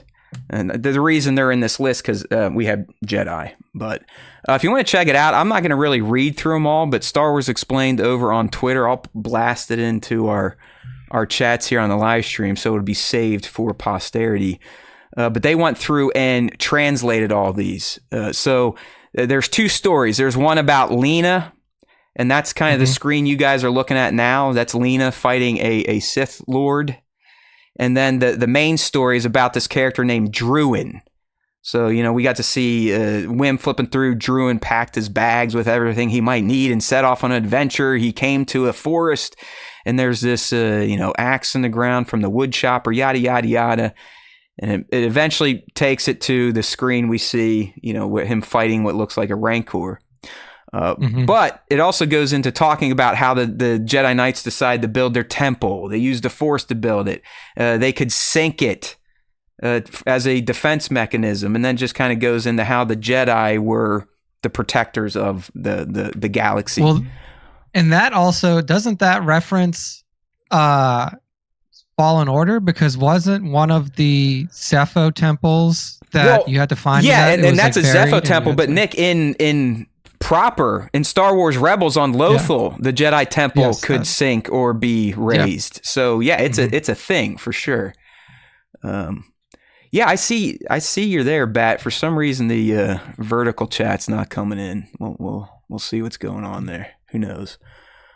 Now it's saying connected again. Nick and I have been talking about this. We can't put our finger on what the hell is going on with YouTube these days. Like, it's not us. The shit just like fucking randomly bombs out for people here or there, but who knows? We'll see what happens. Anyways, if you're in the vertical chat and you're not getting any action, maybe jump over to horizontal and we'll try to get to you there. All right, another one here. The Etch-a-Sketch Jedi, right? When he's sitting in class. I love that. Fair rolls by. You can tell he's not paying attention to jack shit. Probably this is what I was doing, except I'd be in a notebook wiping my earwax on it or drawing smiley faces. But even my kid, Nick, she's sitting there before you can even see the screen. She's like, "Dude, that's like an Etch-a-Sketch." I was like, "That's why you're my kid, motherfucker." But yeah, I mean, he's drawing himself a Jedi. So Wim clearly a Jedi homer. And Nick, I think while we're moving on to our next moment, I think that's some of the fun of this show is that Wim, Neil, like us, they're fans of the Force, of the Jedi. Yeah. You know what I mean? Yeah. They collect toys about them. They want to be them. So I think that's another really key factor about why this show is, I think, hitting so hard with a lot of people. Yeah, I definitely agree with that. I mentioned this briefly, and I'll go over it again just in case no one was listening, which I'm used to. But when Fair is talking about the great work, I was like, okay, that's too specific, because even in the captions, it was capital G, great, capital W. Like it's like almost like the Renaissance period or the Industrial Revolution. Like it's that grand. It's meant to be something great, as she said, to bring peace to our republic or to keep our republic great. But so I looked this up and I'm like, what the fuck is a great work? And sure enough, at least during the High Republic era, Chancellor Lena So initiated the great works. And I went through them earlier. That was Starlight, the Republic Fair, comms relays, back to cultivation. So it does to me, Nick, it kind of feels like the great work, and who knows what they're doing on ATTIN, but in general, it's kind of like a Renaissance thing where we're trying to move on from the Dark Ages to become more enlightened, you think? Yeah. Okay. Yeah, I think so. And this is what kind of still leaves this mystery open. Like when did this ship crash? It seems like the ship is probably older than like what is the current society on ATTIN, I'll say. So it almost feels like the ship crash may have happened during actual Old Republic, and then the society on ATTIN may have been set up in the High Republic because of that Great Works thing. And then like people like these pirates seeing these credits that the kids have and referring to them as Old Republic credits. Like, well, Nick, they also said, how did you get an Old Republic in such good condition? In such good condition. Yeah. Like it's hard to pin down the time period, right? Still, I mean, we're only 2 episodes in, so we're not supposed to be able to pin it down. I'll yet, give you something, but I think you're onto something, because remember we read from the creators, Ford and Watt, all they gave us before going into 1 and 2. ATTIN was a gem of the Old Republic. Yeah. So I don't know, what does that mean? It was a gem because it is this lost planet of eternal treasure, or was it this enlightened society? Yeah. But like you're saying, I mean, I like that too, because great work, from what I could find in my research, is only related to the High Republic era. Yeah. And like the Old Republic era was so rife with shit, with just war and everything going on, that like they didn't really have those types of initiatives. Like you would see recruiting posters all over the place, like join the war effort and stuff like that. So this great work that they're talking about doesn't seem to jive with what was happening in like what we know as the Old Republic period, but does jive with the High Republic period. So I am like, again, it just adds to the mystery of ATTIN. I know, dude. Like, I'm just what is, as you're talking, my wheels is, and that's why I've been a shithead a few times cutting you off. I can't help it. It's just like, I mean, the fucking hamsters are in there going Star Wars theories, Star Wars theories, Star Wars theories. What if League is saying, starting to sound like Divergent, like Taylor said. Yeah, Taylor yeah, 100%. Like, this sounds like Divergent. we're gonna have to create another fucking video box and get Taylor on the show for the next 6 weeks to break. Just tell me. She can hold down, Nick. She can hold down Christmas and New Year's week for us. We'll let her have the airtime all by herself. Yeah, exactly. A solo show. What if it? Truly it was a gem of an Old Republic, but by the time, like you said, maybe shit was getting squirrely, or they're like, oh crap, pirates found this place. And then that's when, in the High Republic era, which would have touched the end of the Old Republic, right? I mean, the Old Republic turned in the High Republic. I mean, kind of. We're talking 10,000 years into something, though, right? Yeah, I would say it's kind of squirrely. That's like a region that really hasn't been explored yet, is like moving from the Old Republic and the war between the Jedi and the Sith into the High Republic, where things are a little bit more stable. Like that hasn't really been covered yet. Well, it's like I guess I was trying to say the people in the High Republic realized the importance, the power, the potential of ATTIN, and they could see like, things aren't going well. We need to do something here. We need to protect this gem of the Old Republic. And that's why they instituted the barrier, the great work, no starships, the communist-like society. And I mean, if you really just look at the topography of the planet, like we really haven't seen anywhere else in Star Wars that has like cities like suburbs. Earth and has It seems untouched by conflict. Yeah, like completely untouched by conflict. Like you literally have people cutting their grass in the front yard in the show. Would you call it a Star Wars utopia, even though it's probably sinister? Yeah, I mean, I would think so. As it's being portrayed right now, you don't have to worry about there's no fucking crazy flying car highways like almost causing accidents all the time like on Coruscant. You actually have greenery and landscaping unlike nearly every planet that you see in Star Wars. Like it's civilized in a way that is very similar to Earth. So like I would say, yeah, that this is kind of like a utopic place in Star Wars, at least from what we've seen so far. And it's like they don't understand that they're all different races. They all consider themselves, we are ATTINs. We are the type of people that live here. We are not aliens to each other. We are ATTINs. I love it. I love it. All right, moving on here. We're still going through our Easter eggs and references. If you're just tuning into the SWTS, we do this every Wednesday, 5 p. Eastern, as close as we can get. YouTube.com/Star Wars Time Show. But we'll probably be taking off the Christmas break. At this point in time, now that I've got a shot in the arm with some actual algo love, I still don't think I'm going to do anything Christmas week for episode 5. But episode 6, there's a good chance you're going to see my happy ass at least popping on for maybe a surprise live to get some shit out off my chest about Skeleton Crew. I don't know if I can wait a full 3 weeks to start vomiting this stuff up again. So stay tuned. I'll be putting stuff out on our socials. You can find all that stuff on StarWarsTime.net.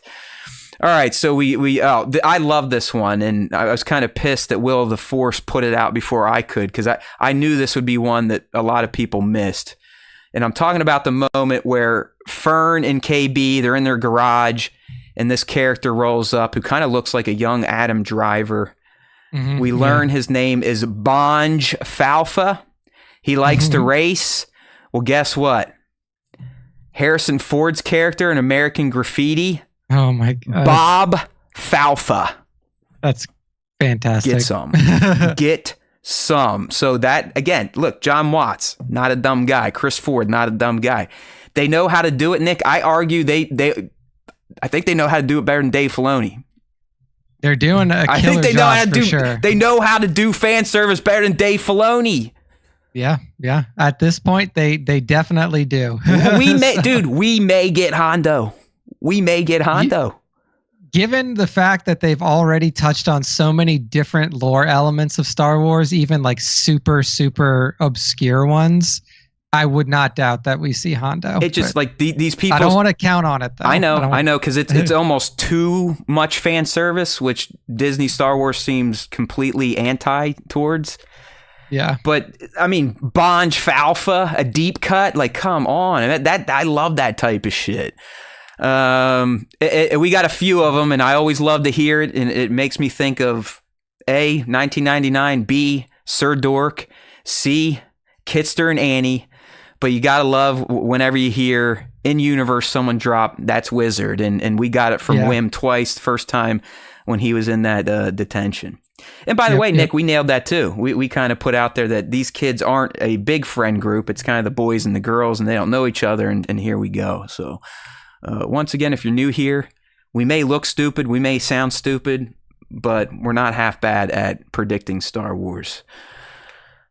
Our next reference here, we've almost made it into episode 2, but we talked about it. He points up his story pad. He's like, Dad, it's a sunken Jedi temple, because he saw the hatch, and it looks like the symbol that he can see on his story pad. And as we identified that, this is a thing. Jedi temples could sink, and we got that canonized in Rebels. And like Nick said, I even think that on that Zepho planet, their temple could disappear. So another great reference there coming from Wim. Wim's going to be full of like the Jedi lore references. You can bet that. And then here's the big one.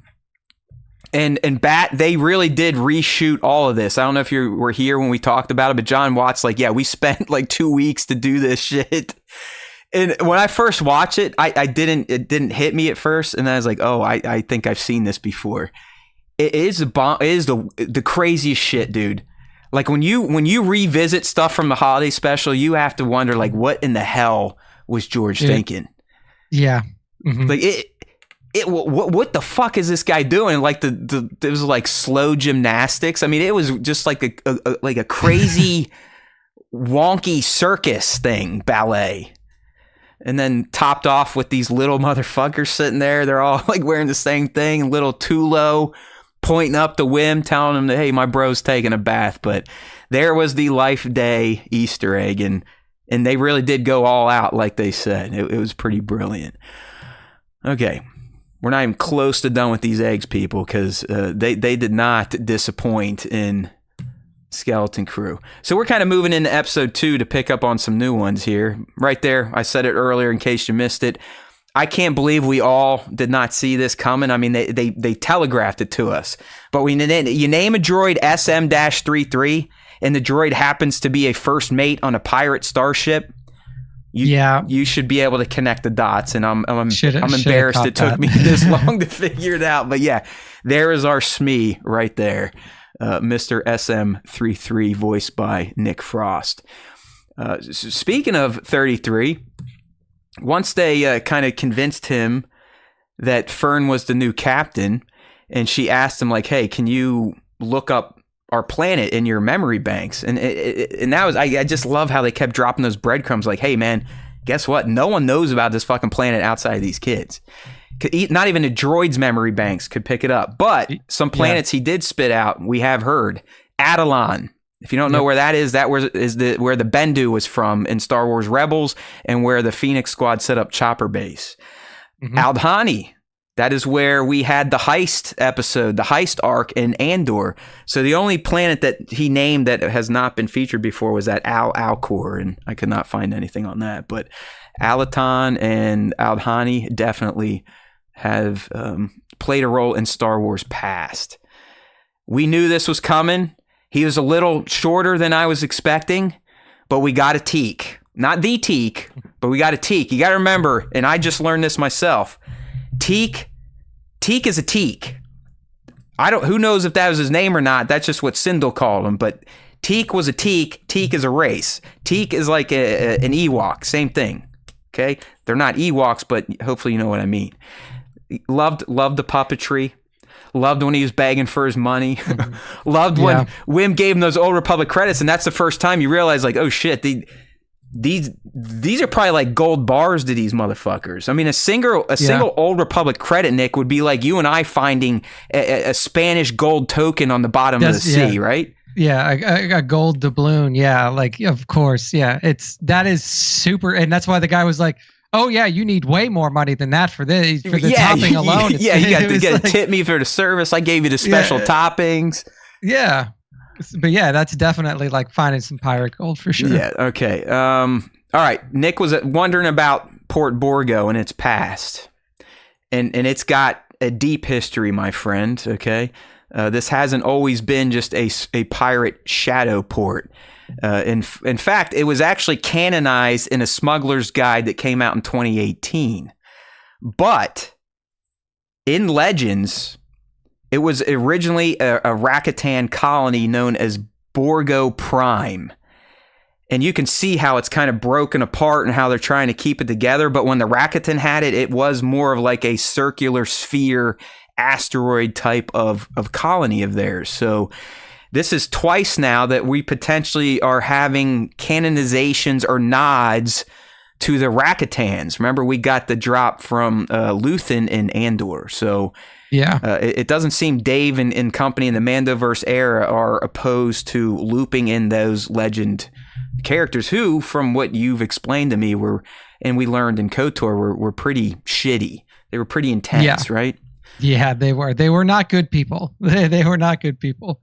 But yeah, I mean, the Rakatans have been spread throughout Old Republic history for a long time. So I'm very excited to see if they actually expand on that. Like if they go into, Rakatan history a little bit more, if they like actually show a Rakatan, because they look pretty wild. They're almost like hammerheads. Oh yeah, like yeah. I mean, they sharks. are goofy looking. Like I look at them, Nick, and I'm like, how could these people dominate the galaxy? But it's is it the Force doesn't work on them, or they can block it or something? What was their thing?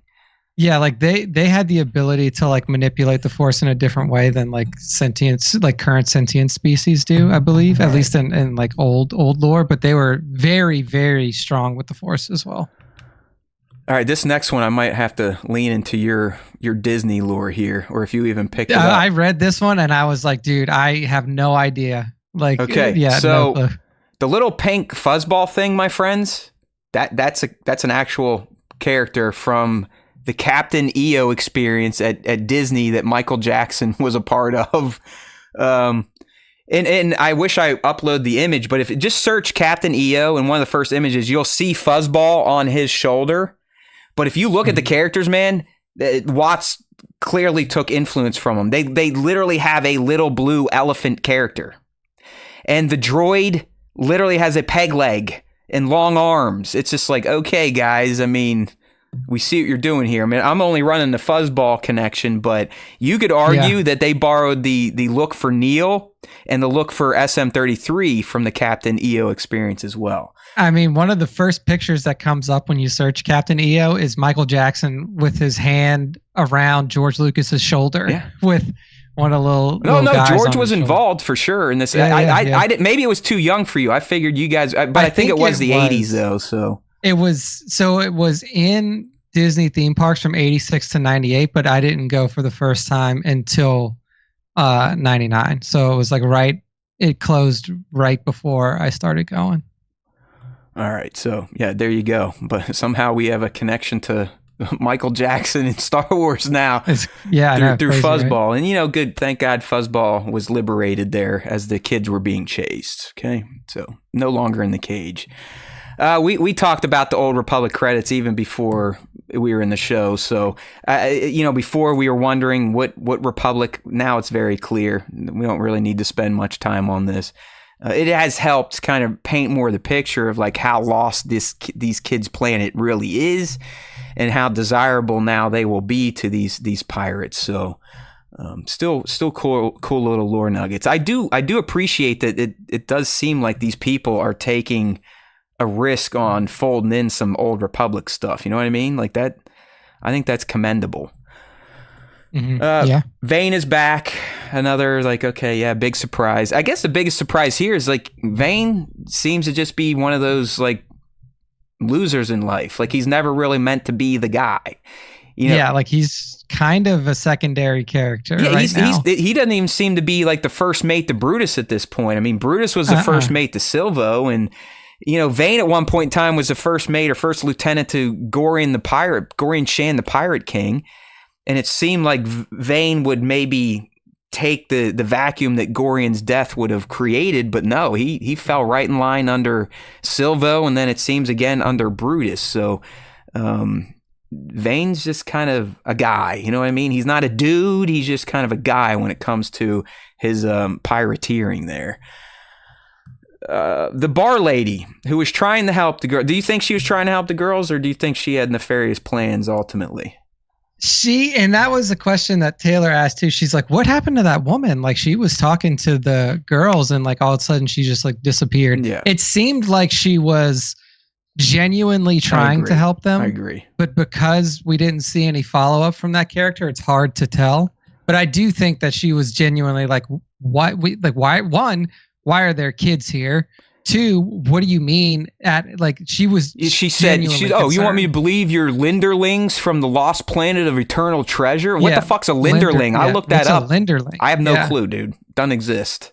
Well, I guess we'll find out. Doesn't exist, but it almost sounds like the outside galaxy thinks ATTIN's full of like fucking fairy people or something, right?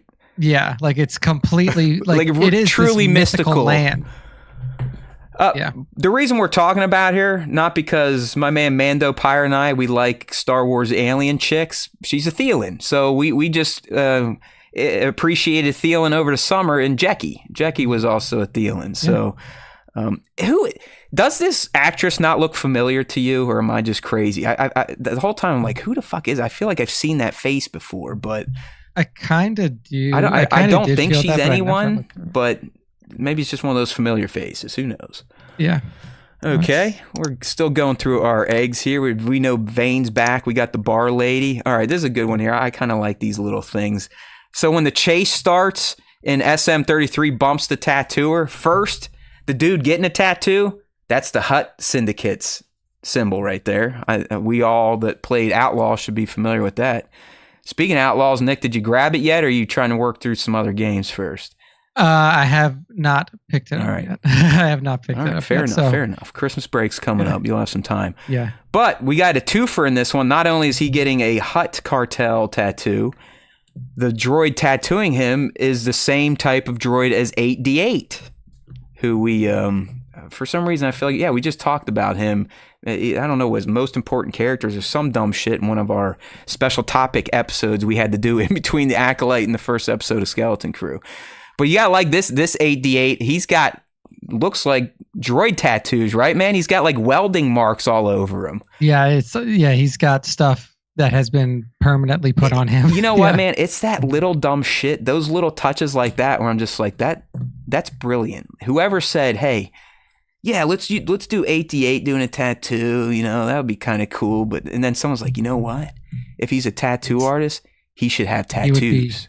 He would be tatted up. Yeah, I'm like, fucking brilliant. I love it. Makes sense. It's literally like little globulates of metal ore, it seems like. You just got welded onto them. Yeah. Beautiful stuff. So for this show is just something else. Okay, another one not too exciting, but I'm tired of getting yelled at people on YouTube because I miss the obvious shit that I think everyone sees. But yeah, there's our boy. There's Urkel. There's Jaleel. Yeah, we knew he'd be coming in as a cyborg pirate, and Gunther. He had at least one line in this episode, so kudos to Jaleel getting some work for the first time in decades.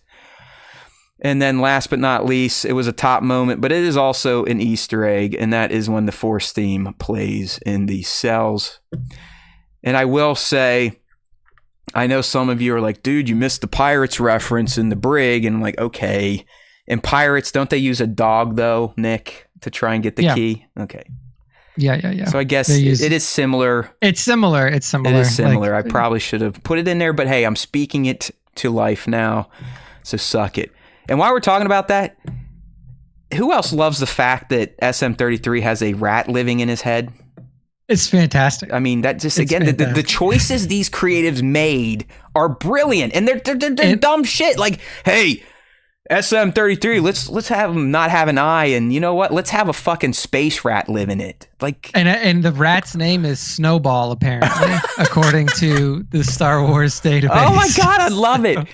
But sadly, we know at some point in time he's gonna patch his eye. So what does that mean for Snowball, dude? Maybe he just crawls around his like innards. Yeah, he comes out his ear or comes out his stomach or something. Yeah, or maybe Snowball sticks with Fern, right? Because didn't Fern take him or something? I can't remember. Neil, I think Neil had him. It might have been Neil, yeah. I just realized for, who knows, the past 30 minutes, the vertical was not showing the right browser. I don't know how that breaks. I don't really care. Sorry, vertical people. We just talk anyways. There's really nothing to look at. All right, Nick, we've made it through all of the eggs and top moments. Let me delete those because I've got plenty of ha's to kind of run by you. We may have covered some of these. So we know at this point in the Mandoverse era, pirates are a pretty legit problem, right? It's established that, even though the New Republic has restored order, pirates are plaguing these remote hyperspace routes. So I think that's key, and that may come into play in the Mandoverse movies or Ahsoka. Who knows? Yeah, I mean, I think that's going to be the angle in for a character like Carson Teva or, Trapper Wolf or something like that, because they're typically the ones that are like patrolling these like outer rim areas. Oh, I'm glad you brought that up. Guess where Port Borgo's near? And this is like super nerd shit. They're near the Hydian Way, which apparently is very close to Mandalore and Navarro and those planets. So yeah, the Hydian Way was brought up in Mando season 2, perhaps. We kind of talked about this, but just to reiterate, I love Brutus. That was just literally that was a note I put down. I just said I like Brutus. I think we did cover a lot of these. Oh, the hover bike. I loved when Wim jumped on his little rickety ass bike. I mean, that again just reminded me of being back in Pittsburgh on Mason Drive, jumping on my bike with Ben Bardo and getting into whatever stupid shit we were gonna do that week. I appreciated that they went with that. Okay, we talked about the supervisor. Feels like Wizard of Oz. Blah blah blah. We did that. You know, we did a lot of this stuff. We're good. We are good. Yeah, we covered it. Hey, what do you think about the dynamic between Fern and Wim? Does it have early Han Solo and Leia vibes when they met on the Death Star and she absolutely hated him and just fucking razzed him all the time? I mean, it definitely has that feel to it right now. But I feel like Wim doesn't have Han had the confidence to kind of go back at Leia at some points, and they created that banter. And Fern just seems like she is completely owning him. Like, oh yeah, like he's not coming back. He's just like, man, this girl's mean. Like that's all the like. You are right. It is funny, man. I mean, she just dominates his ass. Yeah, Fern is my favorite character for sure so far of the kids. And he takes it, man. He just takes it. Okay, we talked about no ships allowed. Why is the planet so secret? We got that. Yeah, you know what? I think we nailed this. I think we got it all. Yeah, we talked about the mystery of ATTIN, how it just became an even bigger mystery once I got to Port Borgo, because everyone there's like, you guys what are you talking about? ATTIN? That shit's not even real. I put out one of my theories about ATTIN, that maybe the pirates they're the ones that turned it into this crazy society. They could be the supervisor. Who knows? We talked about the utopian society of the great work and how we have forbidden forest safety droids. So yeah, man, I think we thoroughly punched this bitch out. Yeah, no, I think we did. So what do we get next week? We always like to lay down some quick predicts. What do you think we're getting in episode 3? I think that Jad Na is definitely going to just absolutely lose his mind when he gets on this ship. I feel like he's really going to start to try to take the reins a bit from the kids, and I feel like there's going to be some resistance from Fern. I feel like Fern is definitely going to try to stay in charge, for lack of a better term, and then Jad Na is going to kind of play around that, okay, well, yeah, you're the captain, but we should go check out this place. This could get us back to ATTIN quicker if we go here. And then really starts to kind of lead the way in terms of their where they're going in their journey. And I do expect to see some Brutus and the pirates pursue.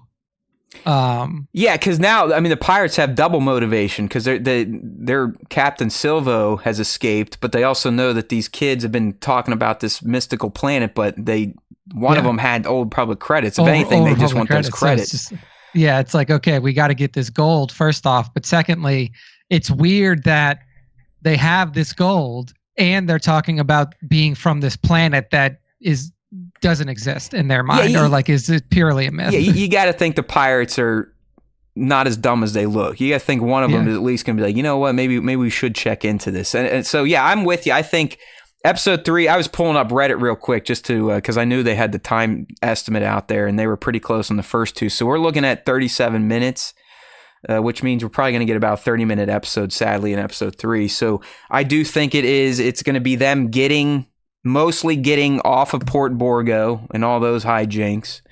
And it could, the whole episode, quite frankly, could be them trying to get off of Borgo, or first half is escape from Borgo. Second half is, like Nick said, we're going to start to see Jad try to manipulate the kid crew in a way where they feel like he's helping them, but they're really giving him exactly what he wants.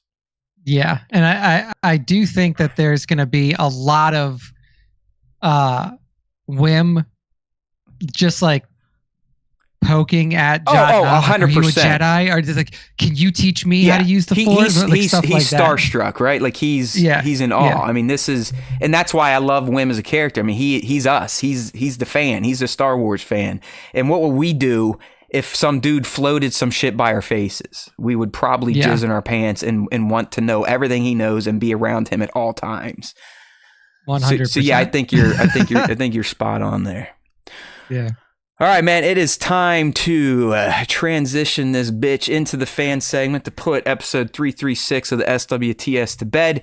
We do this every week, people. At the end of the show, there's 2 ways to get involved. Question of the week, which goes up on most of our social platforms. Just get involved. Follow. Turn on those notifications. Subscribe. Comment. Tell the machines you love us, and you will see our content clearly.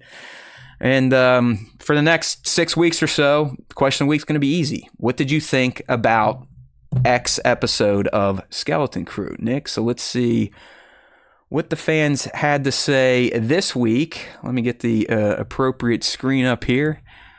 We asked them, hey, with our buddy Neil, what was their favorite or least favorite part from Skeleton Crew's premiere? Indeed. And all right. Go ahead. Kicking off with Burkhead Toys. Burkhead says, what everyone else is going to say about the 80s adventure vibes, Explorers, Goonies, E.T., SM33 was a big highlight, and all the little fandom nods like Captain EO and the holiday special. So really enjoying the nostalgic throwback vibes. The Marco says, as long there is no negative aspect except school, even in my early 40s, that's still the one thing that triggers. It's amazing that the series manages to characterize the characters so naturally and logically and gives them comprehensible characteristics and goals. Some shows have not managed to do that throughout their entire run, but the VIP, of course, is Neil. So good stuff there. He's just enjoying the character building. You gonna get a Neil tattoo, Nick? Maybe that's what I should do. Get a jump on it and finally have an original Neil tattoo, dude. That's it. I think that's Neil the one. and Tulu. Here we go. There we go. All right. 2797 Studios. Mr. Bat says, I enjoyed the whole package. The story is intriguing. The characters are engaging. Felt like Star Wars. The particle effects and droids were epic. SM33 is an early favorite. Was most happy with the fan reaction. Glad the trolls stayed in their basements. Looking forward to this adventure. Next up. So who is this story reply here? If you can... it's got the tree, the dragon, the picture, and then the spaceship. That person. Corona 4. Yeah. Corona 4. Oh, there you go. That's who it is. There you go. I was right. It was superimposed. It says, great characters, sets, and effects. Love the vibe. I'm in and looking forward to see where this story takes us. There we go. Corona enjoys it. Next up, we have That's Abigail. Abigail Sky, Divided Skywalker. She says, favorite the retro set designs for the home planet. Least favorite the mean girl attitude of Fern. Oh man, Divided hates Fern. Oh no, Nick, that's your favorite. I love Fern. She keeps these kids in line. She's like, look, we need a leader. If Fern wasn't there, that would be a listless group with no leadership. I think KB may be the hidden star, though. I do like KB. The quiet ones, you got to be careful for them. They're always thinking about something. I do like KB, and I also like how KB's visor comes up and down. Like it's not a permanent fixture across her eyes. Like she can use it if she needs it, but also lift it back up. Yeah, I mean, she also doesn't seem full, like liquidated brain lobot either. No. It is really kind of, I mean, would you call her a cyborg or is it more of an implant? I think it might just be an implant, honestly. I don't think that she's like lobot level or even like Echo level of yeah, cyborg. But I mean, look, she was plugging that shit in to open doors and she could modulate her voice. So, I mean, I want one of those fucking things. Definitely. For sure. Ripik Tan says, loved everything about the premiere. Listening to the score through end credits was so nice. Clone Wars 501st says, exactly what I was looking for in Star Wars. Some good old-fashioned fun. Loved it. Very entertaining. Johnny Osage says, hello, SWTS. I completely love the first 2 episodes of Skeleton Crew. Super nostalgic with the late 70s, 80s. Growing up and playing with my Star Wars figures and vehicles, exploring, riding bikes, playing lightsaber battles, and doodling. All we needed was a bunch of kids in the streets yelling, "Speeder, play on." That's a good one. It had major Goonie ET vibes for me. And I thought Wim, with his looking away to the future, the horizon was more Luke and Fern is the Han of the crew with their own 3PO. I can see that. Neil. Yeah, with 3PO is Neil and then Chewie is KP. Interesting. Right. Needless to say, the wife and I are closing on a home on ATTIN. Just got to get a U-Haul with Lightspeed. I mean, ATTIN would be a sick place to live. I love there, man. Even though like all the houses look the same, they still look like pretty sweet homes for Star Wars. I mean, we're used to motherfuckers living in like tight apartments or hovels. Yeah, I mean, like literally like built out of stone with fucking dirt on the ground. And like these people have like upstairs with fully functional They got garages. Like, they got side garages. Yeah, dude, that's pretty sick little living right there. I'd definitely be in. But yes, that is the end of the question of the week. So thank you everybody who participated. And if you want to get involved in the question of the week, make sure to follow us at StarWarsTime.show on Instagram. And hey, for those of you out there who do interact with it, why don't you give the story post a share on your story? See if you can get other friends to interact with it as well. Wouldn't that be novel?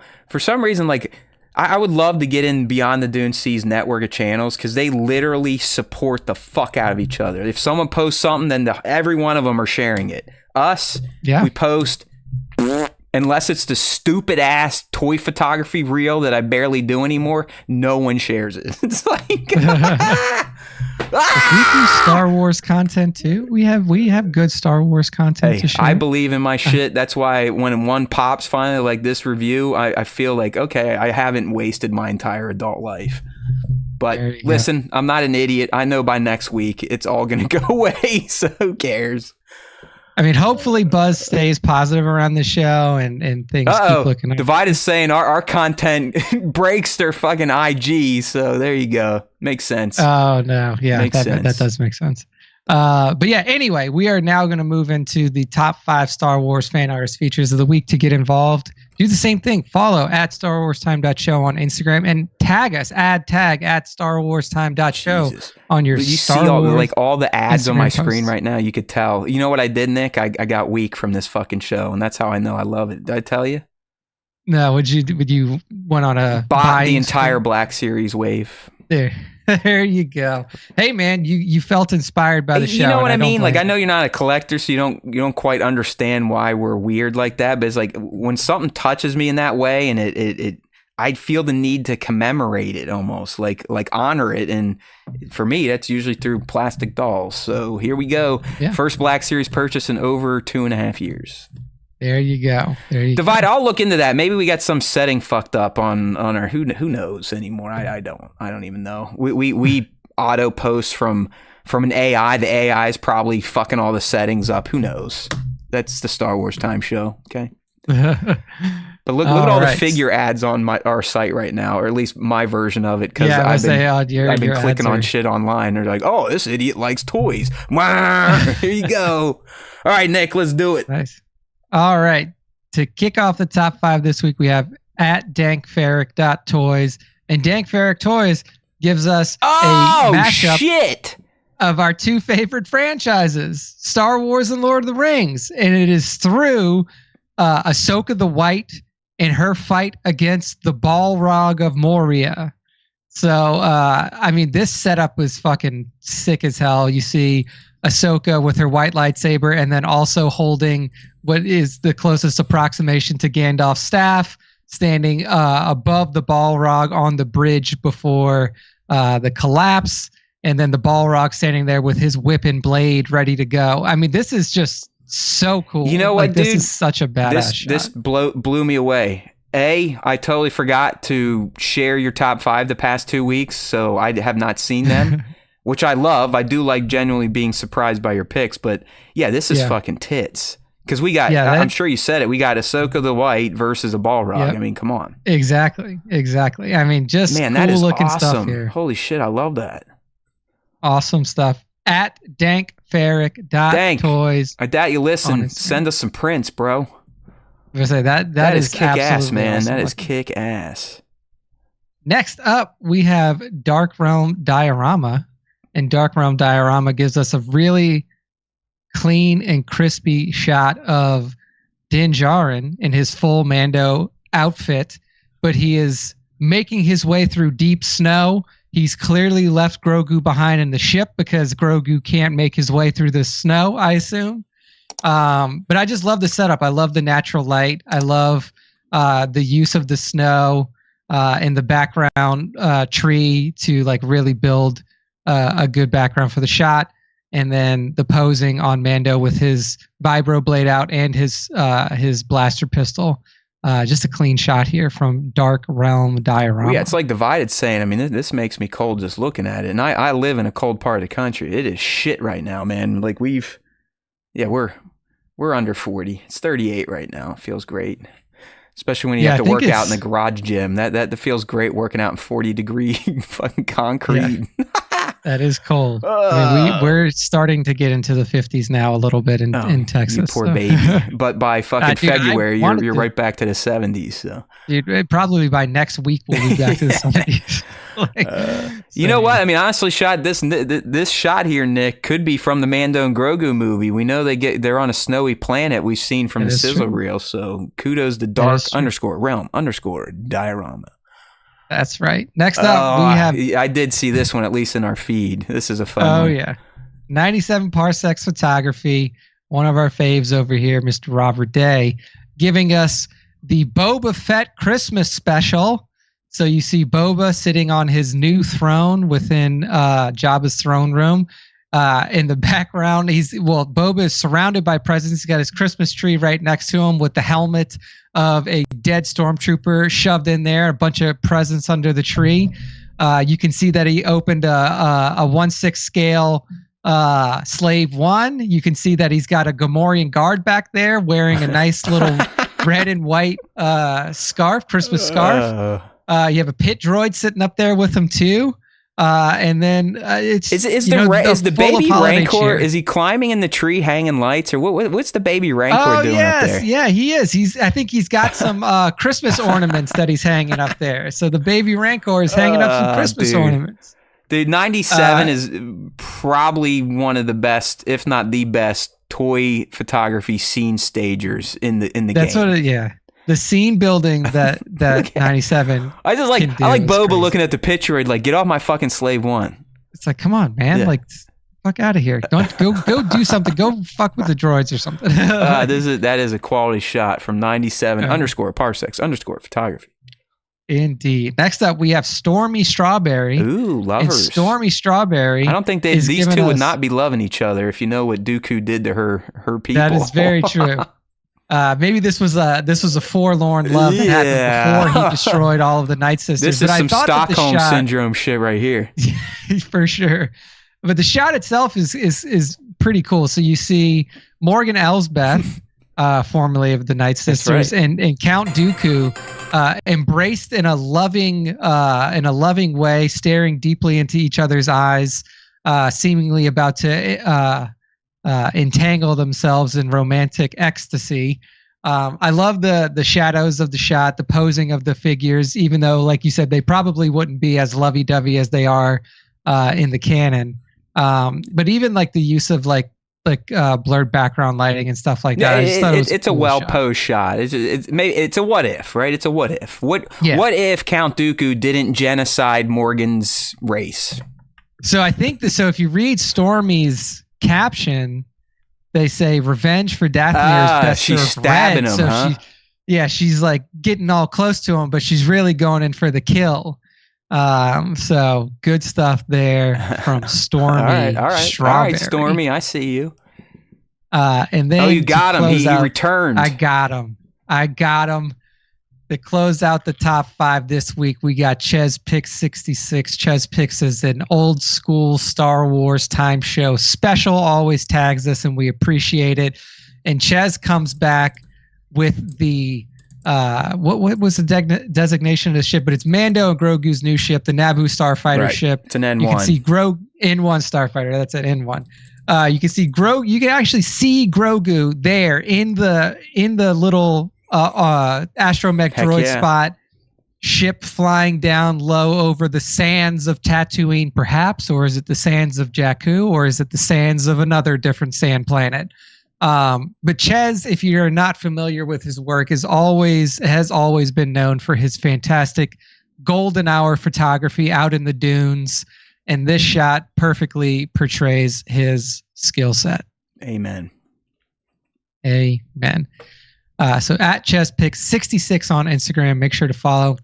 That's the end of the top 5, and that is the end of our show for this week. So Matt, go ahead and close us out. All right, my friend. Always a good time talking Star Wars with you, especially when it is new Star Wars. And in the case of Skeleton Crew, very nostalgic, very exciting, and even better, my favorite part, very mysterious. Cannot wait to see where things go. Like I said, I've got 3 mysteries I'm keyed on. Jadna in the wood, what the fuck's that guy doing? Why was the cinder on ATTIN? And then, of course, ATTIN's secret eternal treasure itself. Can't wait to see how things play out over the next 6 episodes. Like I said, we'll be taking a break around episodes 5 and 6 to spend time with our families during the holidays.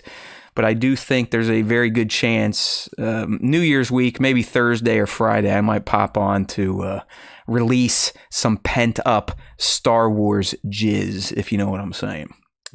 All right, there's always time for Star Wars time, my friends. We're glad you joined us today. If you are a new sub coming in from the Skeleton Crew review, hopefully you liked what you saw. We do this every Wednesday, 5 p. Eastern, as close as you can get, youtube.com/Star Wars Time Show. Seriously, big appreciation for all our live streamers today. The chat was popping off early on. And as always, it kind of dies out because I wouldn't want to listen to us for almost 3 hours. So I 100% get the fatigue. But we really do love when you people get in here and kind of go back and forth with us. Obviously, the members, we love you. We speak your names. Our Discorders, we see you there every week. League, don't worry. I still got your super dark Lord of the Sith tier request. I will be doing an artificial Scott and Sally podcast on Dr. Afra coming up, all right?